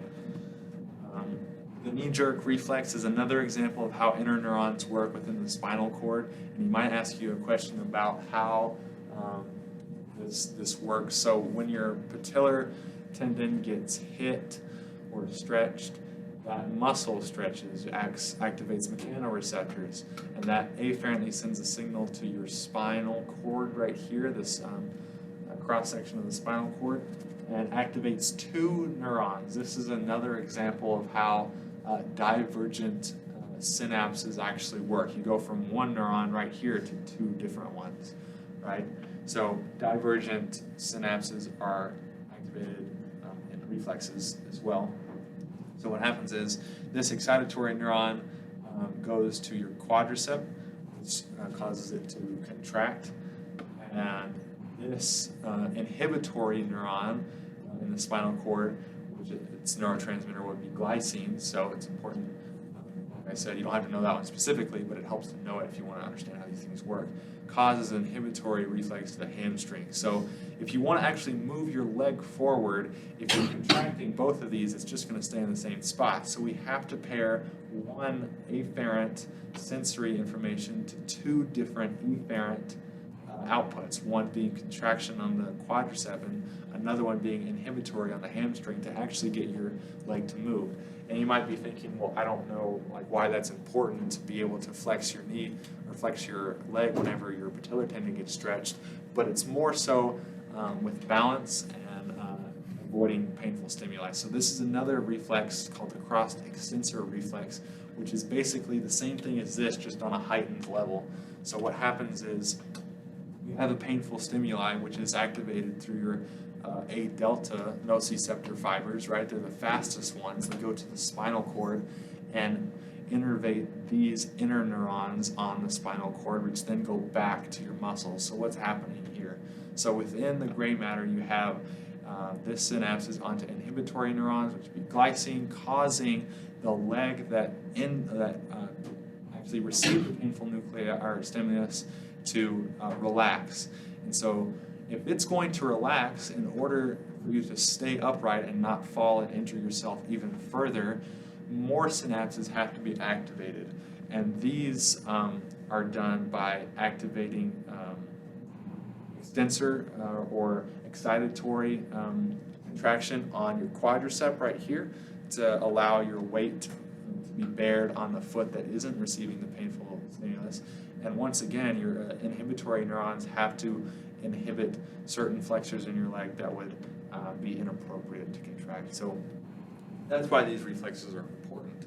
And pairing excitatory to inhibitory neurons actually helps you avoid painful stimuli. And the same is true with the stove reflex when you take your hand away from a hot thing. The same is true for your working on the name, your bicep and your tricep. So your tricep actually contracts and your bicep relaxes. So this is all over the body. It's really cool, I think, but it can be a little bit troublesome to remember. But anyway, that does it for the nervous system. We're going to go into the heart really quickly. For this one, the more you know about the anatomy of the heart, the better off you'll be, for sure. I struggled with anatomy of the heart for a very long time, and I still do, and it haunts me to this day. So the quicker you can be able to recall your heart anatomy, the better off you'll be, and especially knowing the pathway one red blood cell takes within the heart to arteries and veins will also be helpful. Okay, know the location of the semicircular or semilunar valves, the tricuspid valve, the bicuspid valve over here on the left atrium. So all that stuff is good to know and will help you map out where a red blood cell goes. So like I said, cardiac muscle follows form and function once again. These spiral arrangements of the muscle fibers help the heart contract from a bottom to top manner to get blood flow to go out of the heart. If it just contracts all together, it's just going to be like you squeezing a water balloon and you're getting nothing. So bottom and top is really important for blood flow. And the way this actually happens is these SA node and these AV nodes travel all the way down through Purkinje fibers in this heart and cause a downward to upward contraction in the heart. We'll go over that a little bit more in detail, but in addition to that, one of the main points that you have to take away from the heart is that they have these intercalated discs that transfer force from cell to cell, right? If it's all just muscle, it's not going to be very, I don't know, it's difficult to understand in the fact that striated or skeletal muscles don't have these and they're still able to contract, but with the presence of these, transfer of force from cell to cell is really easy. That's why you have intercalated discs. Gap junctions, on the other hand, are also really important to know that they're inside these cardiac muscles, and they help with allowing electrical signals to pass from cell to cell. So these autorhythmic cells, the AV node, or the SA node up here and the AV node down here, those are autorhythmic. They receive synaptic input, but all the myocardial cells on the heart itself don't receive synaptic input. They rely on the synaptic input of these cells, but the way they actually get transmission is through these gap junctions, which allow electrical activity to pass through the heart. Okay. Action potentials are the same idea as they are in neurons, but they have different landmarks or different characteristics, I should say. And that's from a difference in permeability of potassium and calcium. Those are the two main players in this refractory period. You still get the same sodium permeability, but those are very similar to neurons and how they fire, so that's not really something you'll have to know the differences of. But the main thing is, number 2 right up there, that prolonged period of contraction is to make sure you get unified contraction and to set up the rhythmic contraction of the heart. And that's done by a decreased permeability of potassium and increased permeability of calcium, all the way down to 3. So knowing these, I think, is super beneficial to be able to explain how this works. So definitely take some time and figure out how that works and commit it to memory, because that's going to dictate how cardiac muscle actually contracts. Okay, cardiac muscle contracts in a very similar way as skeletal muscle. It has this T-tubule like you see in skeletal muscle.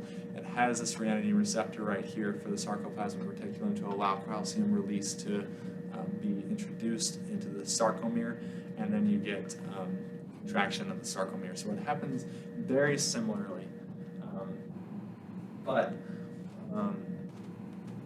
The reason he put this up here is to make sure you understand the roles of these sodium potassium ATPases once again, setting up that concentration gradient.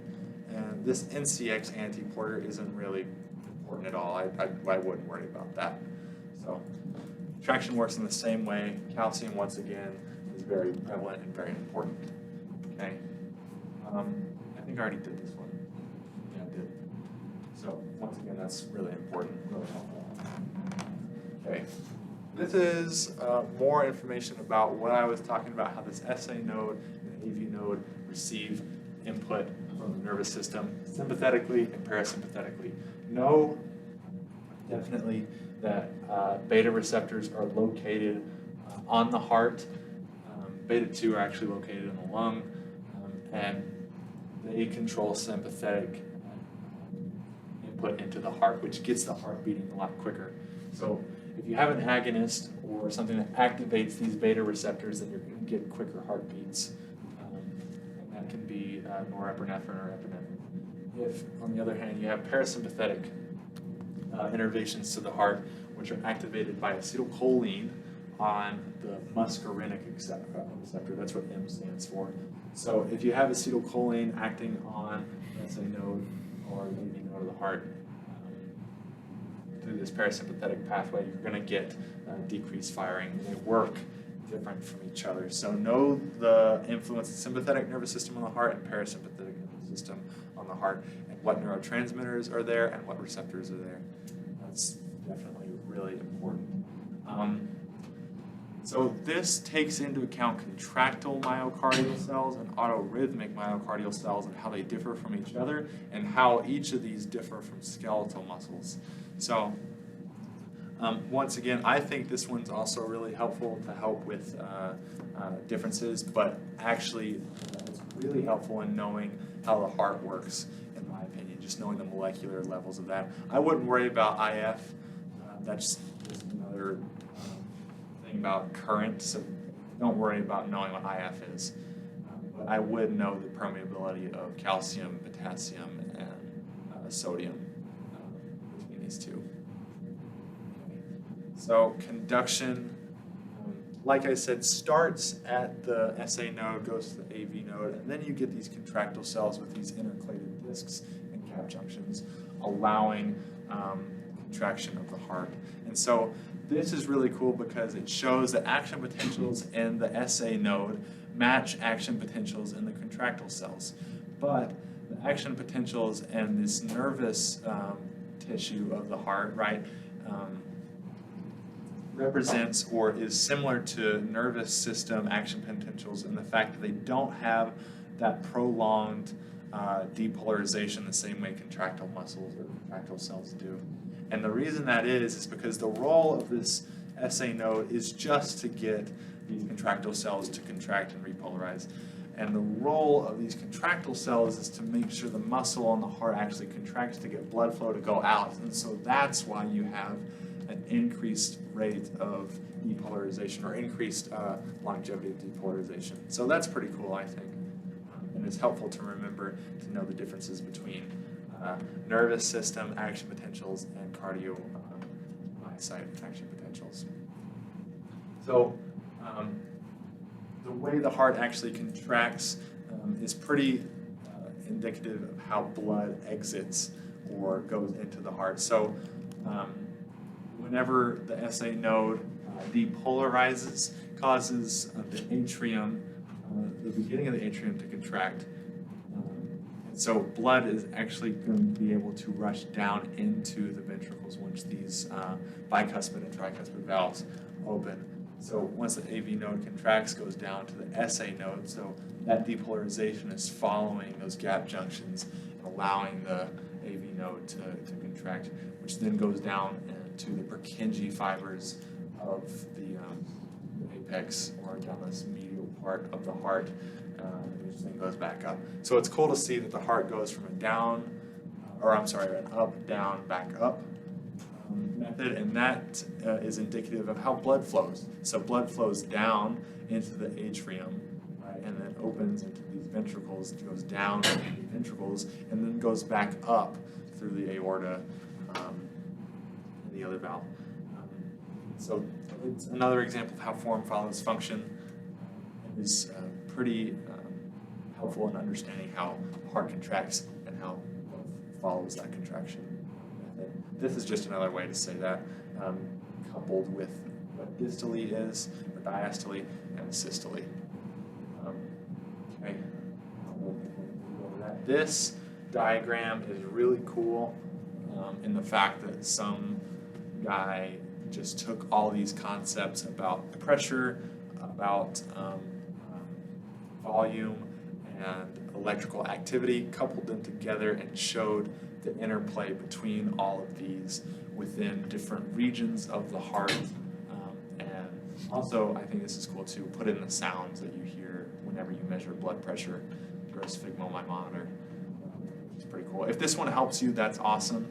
If it only confuses you, don't worry about it. Just take it step by step. But I included it because I think it's really cool. So if you want, go back and look at that. So there's certain aspects, there's characteristics of veins and arteries that I think you should know. One of them being that veins have this backflow valve right here that prevents, like I said, backflow back into the heart. And the reason that happens is because the blood has to go to the heart. It must to be oxygenated. Because if it stays, then it's not going to be oxygenated. It's going to accumulate and cause problems. Sorry. So the way blood actually goes back through the veins, these muscles are able to contract, which kind of acts like the smooth muscles you see, or the smooth muscle you see in arteries. Instead, you have this muscle contraction which pushes the blood back up. See, if you didn't have these valves, when this muscle contracts right here, the blood can go back down into the capillaries, right? But since you have these valves, everything that gets contracted has to go up, right? So I think that's pretty cool. It's pretty complex for such a simple system of getting blood back to the heart. But anyway, cardiac output is really important. He'll definitely ask you a question about that, and it's basically just coupling heart rate to stroke volume. And there's certain things that affect this, right? And so he'll probably ask you what would be the effect, or how would cardiac output be affected if I increased sympathetic output to the heart. So sympathetic is going to increase heart rate and will therefore increase cardiac output. That's a really simple version of a question he might ask. So just memorize the fact that heart rate is controlled by your parasympathetic and sympathetic nervous system, increasing the rate of depolarization and increasing the rate of contraction. Stroke volume, on the other hand, is also contributing to sympathetic innervation, but it does that by contractility, how hard the heart is contracting and how much it's contracting, which influences end diastolic volume to systolic volume. And these two coupled together can really increase the rate at which your heart allows blood flow to go throughout the body, allowing oxygen to get to the cells within your tissues. Okay, so this one, I wouldn't worry about all these in the middle right here, except for the fact that they don't have a lot of structure to them. The more simplified they get. The biggest ones right here that you need to know are the differences between arteries and veins and how their structure influences their role in influencing blood pressure. So arteries have a lot of smooth muscle. Veins do too, but not nearly as much. And they also have more elastic tissue. And so this helps you understand the fact that arteries are really the biggest players in influencing blood pressure and maintaining blood pressure, because rather veins are just there to help with blood flow back to the heart.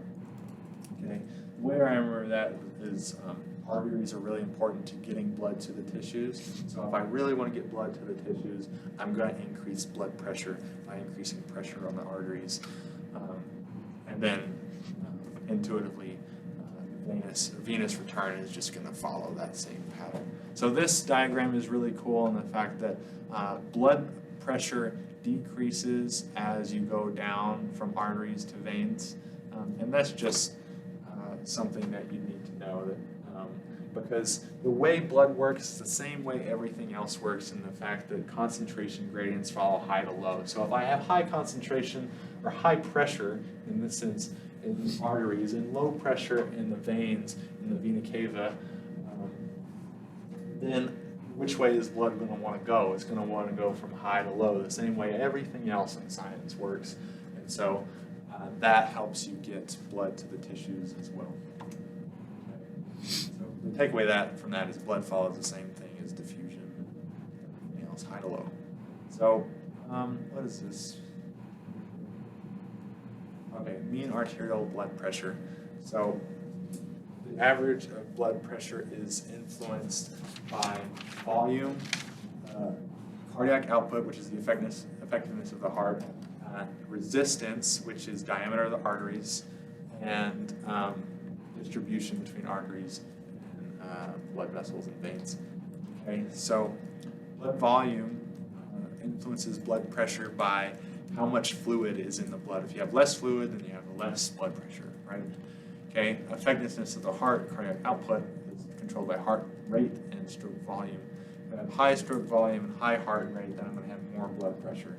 Okay, this one is the biggest one, which I think is the reason they chose to color it in the same color as mean arterial blood pressure, because resistance is the biggest thing that is going to influence blood pressure, and that's determined by diameter of the arteries. And so all blood pressure is the amount of force that a red blood cell puts on the walls of the arteries. Okay? And so the smaller the arteries are, the more contracted they are, the more influence that the red blood cell is going to have against the walls, because it has less room to go, right? That just makes sense. It's just intuitive, okay? And then less important is the distribution of blood between arteries and venous blood vessels, and that's determined by diameter of the veins, which can influence blood pressure, but not nearly as much as arteries do. Okay, these are just more neurotransmitters, and instead of them being in the nervous system context, they're now in the blood pressure and cardiovascular context and how they affect cardiovascular output. And these are the biggest ones. Know what they do, especially angiotensin 2. That'll probably get asked on the test. Nitric oxide is also a big one, and it just controls the amount of blood pressure you have by increasing or decreasing contraction or resistance or diameter of the muscles.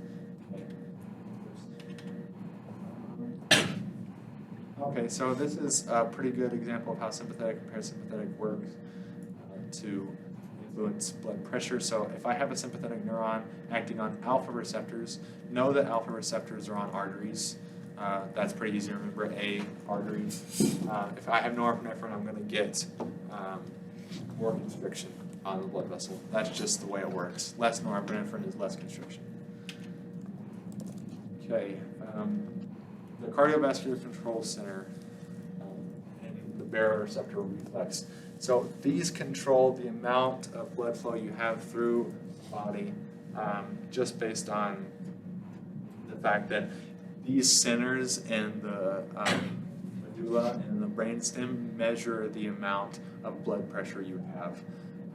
And if it has, this is an example of negative feedback loops, if it has high blood pressure and it doesn't like it, it's going to send signals to the SA node, to the ventricles, to the arteries and veins, and get that back down.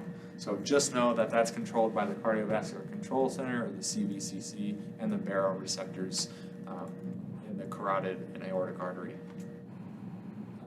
This is getting into capillaries. The structure of capillaries just basically allows the exchange of gases, nutrients, and other stuff through the blood into the tissues. These sphincters can close off certain capillaries in response to certain signals. And one signal of that, and there are multiple, but one signal is just being cold. If you're cold, then your capillaries are going to be cut off to the tissues of your hands per se, because that's not super important. Here's how important the heart and the brain is. And so that'll limit blood flow and allow greater blood pressure to the brain. Anyway, that's one of the biggest take homes from that. I'm trying to go a little bit faster, sorry. Cytosis. So this is how these proteins are crossing the endothelium in this capillary. It's just basically the same thing as a neurotransmitter diffusion. They just fuse to the outside and allow crossing. Right. Velocity of blood. Okay, so this one is self-explanatory. If I have a high diameter aorta, I'm going to have, it just depends on the total cross-section of the area. Whoops. So if the total cross-section area is higher, then your blood flow is going to be a little bit, the velocity of blood flow is going to be less. It just makes sense that blood travels faster through aorta because there's more space. And capillaries have the least amount of blood flow speed because they need to be there for a little bit to exchange gases. Okay. This one, all I would know about this one is that lymph tissues, these lymph vessels are intertwined with capillaries, and this fact right here is really important. About 3 liters a day for fluid in the capillaries for excess water. Okay. Pressure. Hydrostatic pressure minus colloid osmotic pressure equals net pressure. I don't think this one is super important, but basically what happens is if you have high pressure, then you're going to get more filtration, right? That pressure is going to influence pushing out solutes. If you have low pressure, then your absorption is going to be able to allow more solutes to come in. That's one way to think about it. So blood, the factors that are going to influence the roles of blood are mainly over here, albumins, globulins, and fibrinogens, and they influence stuff like blood clotting and the transport of nutrients, stuff like that. Don't memorize this too much, it's not really that important. This, on the other hand, might be worth memorizing. just the fact that red blood cells, white blood cells, and platelets make up what's known as blood, and you have different types of white blood cells, which is shown here too. And these all come from progenitor cells or stem cells in the circulatory system. Hematocrit is something you might want to know, and it's just the percentage of total blood volume that is occupied by packed red blood cells. I don't think that's actually bold, I just think that's misstated. But hematocrit is just total blood volume and how many red blood cells you have, and that's really the biggest thing that you'd have to know for this. Okay. Hemoglobin is something that you might want to memorize. It's a influence on how oxygen is transported into the tissues. So oxygen actually binds to these heme groups, and that's influenced by this iron atom in the center. Certain pathologies can happen from altered heme group or altered ability to this oxygen, like sickle cell anemia. Okay, this one's important. I would just take away this. That's the only thing. The red blood cells live for about 120 days. That's the biggest thing. All of this I don't think really matters too much. Respiratory system. Oh yeah, this is the start of the respiratory system.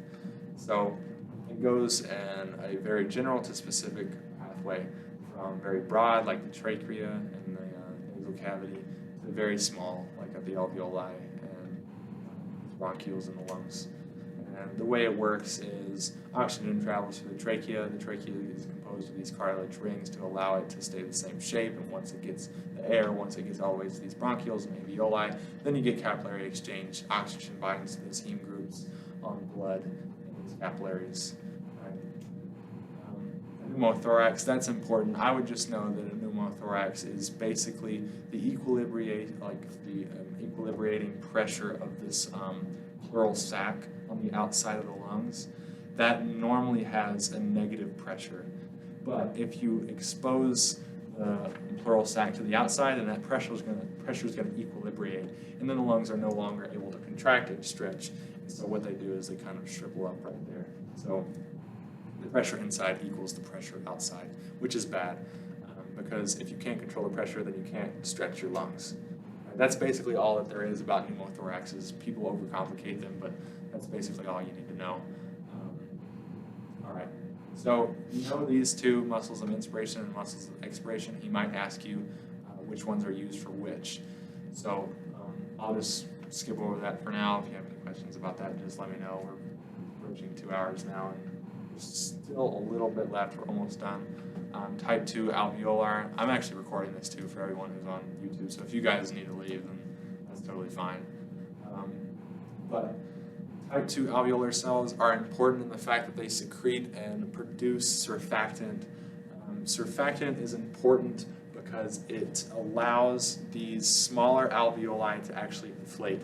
And so the problem with no surfactant in the alveoli is that when the alveoli over here on the left is smaller than the one over here on the right, it's harder to blow up a balloon that hasn't already been started. That's the kind of analogy Dr. Edwards made in class, and it's pretty easy to remember. But if air goes through here, it's going to all go to the bigger one, which means no capillary exchange is going to happen at this alveoli, which means you're going to have problems. So the way we combat this is to actually have surfactant, and surfactant is equally distributed in each alveoli, no matter the diameter of the alveoli. So if I have a really big one, it's going to have the same amount of surfactant as the really small one, and what that does is it equilibrates resistance.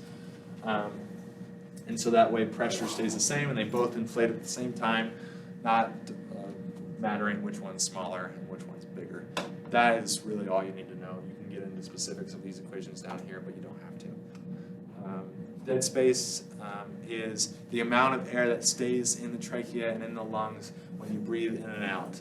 Okay, you can't get all the air out in your lungs, no matter how hard you can expire more than normal, but there is always going to be a little bit of dead space. And so if you want to calculate how much air and how much fresh air gets into the lungs, basically the take home from this is you have to subtract the amount of dead space air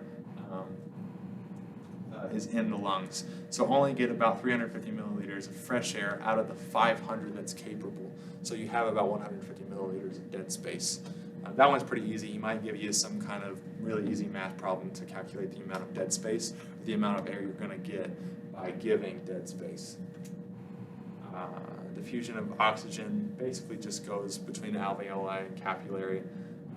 You have CO2 going into the alveoli to expire it, and then O2 going into the capillaries to use it.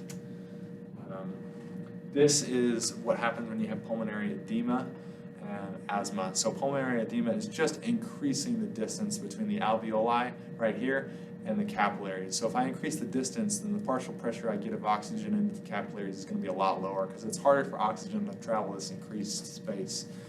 What happens in asthma, on the other hand, is these bronchioles up here constrict on the very right, and the partial pressure of oxygen in the alveoli themselves is too low. It's not that it's traveling more distance, it's the fact that you don't have as much oxygen in the alveoli, which gives you less oxygen in the capillaries, which is a problem. You don't have as much oxygen going to the tissues. This, how pH and how temperature affect the curve of percent oxygen that gets saturated by hemoglobin. So temperature, the hotter that your body is, so if I increase my temperature, then the percentage of oxygen that gets saturated on the hemoglobin is a lot more. So it just basically shifts to the right. And the same is true with acidity.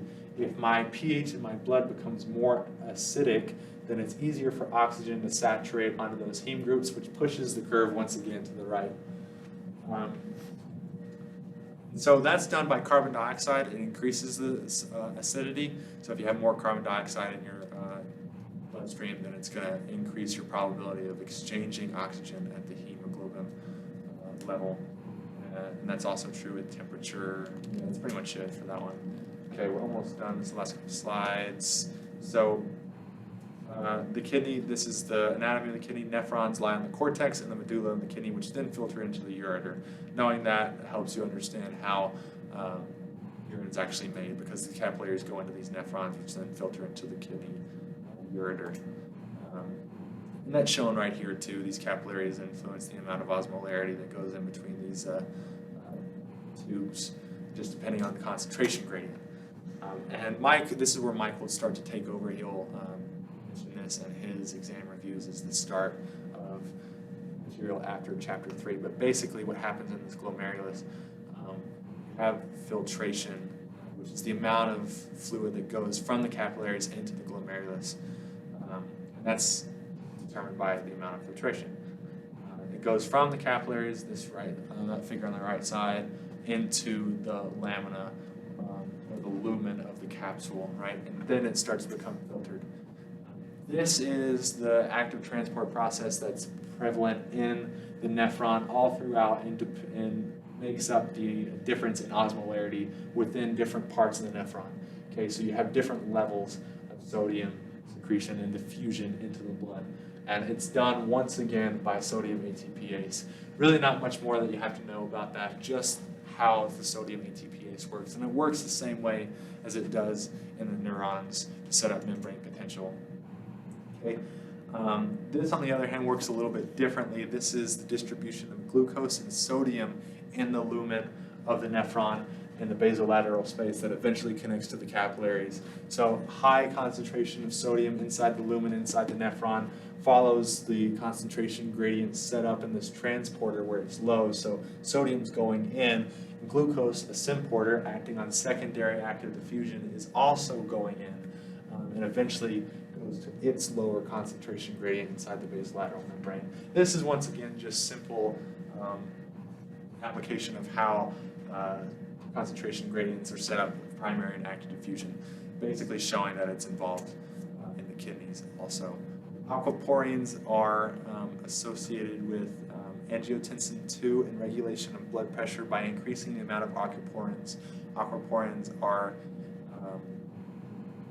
used to increase the amount of secretion you have. So that's what vasopressin does. Antidiuretic hormone takes up aquaporins, so you don't have as much, you won't pee as much. That's what basically all there is about vasopressin. And you can memorize this pathway. It would probably help to know it. That way it's easy to recall how vasopressin, or what vasopressin actually does. You know how it works. Okay. Aldosterone is another molecule that you'll need to know for influences of how much you actually secrete, excrete, and reabsorb pee out, right? That's excretion. So this works on the mRNA level, or transcription level of mRNA, to get new channels, new sodium channels. And the more sodium channels you have, the more sodium you get reabsorbed, and therefore that's going to influence how much water you retain as well. So if you have more sodium going into the capillaries, then water is going to follow. You're not going to pee as much, and you're going to get greater blood pressure if you have more fluid in there. Okay, knowing the osmolarity differences as you go down, like 300 right here, all the way down to 1200, back up to 100, influences the amount of water that's reabsorbed at different parts, and eventually influences how concentrated your urine is. This is the premise of removing solutes and removing water. So that, I think, this is where Mike is going to start, on his review. If you've been through it, I'm not sure, but he'll probably go over this on Monday. So yeah, I think this is where I'll leave it, since most of this is just kidney stuff. Thanks for staying. I'll be here again on Monday. For anyone that's listening on YouTube, the way I'm going to do it on Monday is I'm going to just ask you guys to come with your own questions, because I really don't want to do this again. Going through it slide by slide, I think that would waste everyone's time who comes. So if you want to come with specific questions, please email them to me beforehand. That way I'm actually able to prepare. A lot of the stuff off the cuff won't come off very well relative to you actually giving me the questions themselves and allowing me time to gather enough information to answer them appropriately. So do that. I appreciate you coming to these things.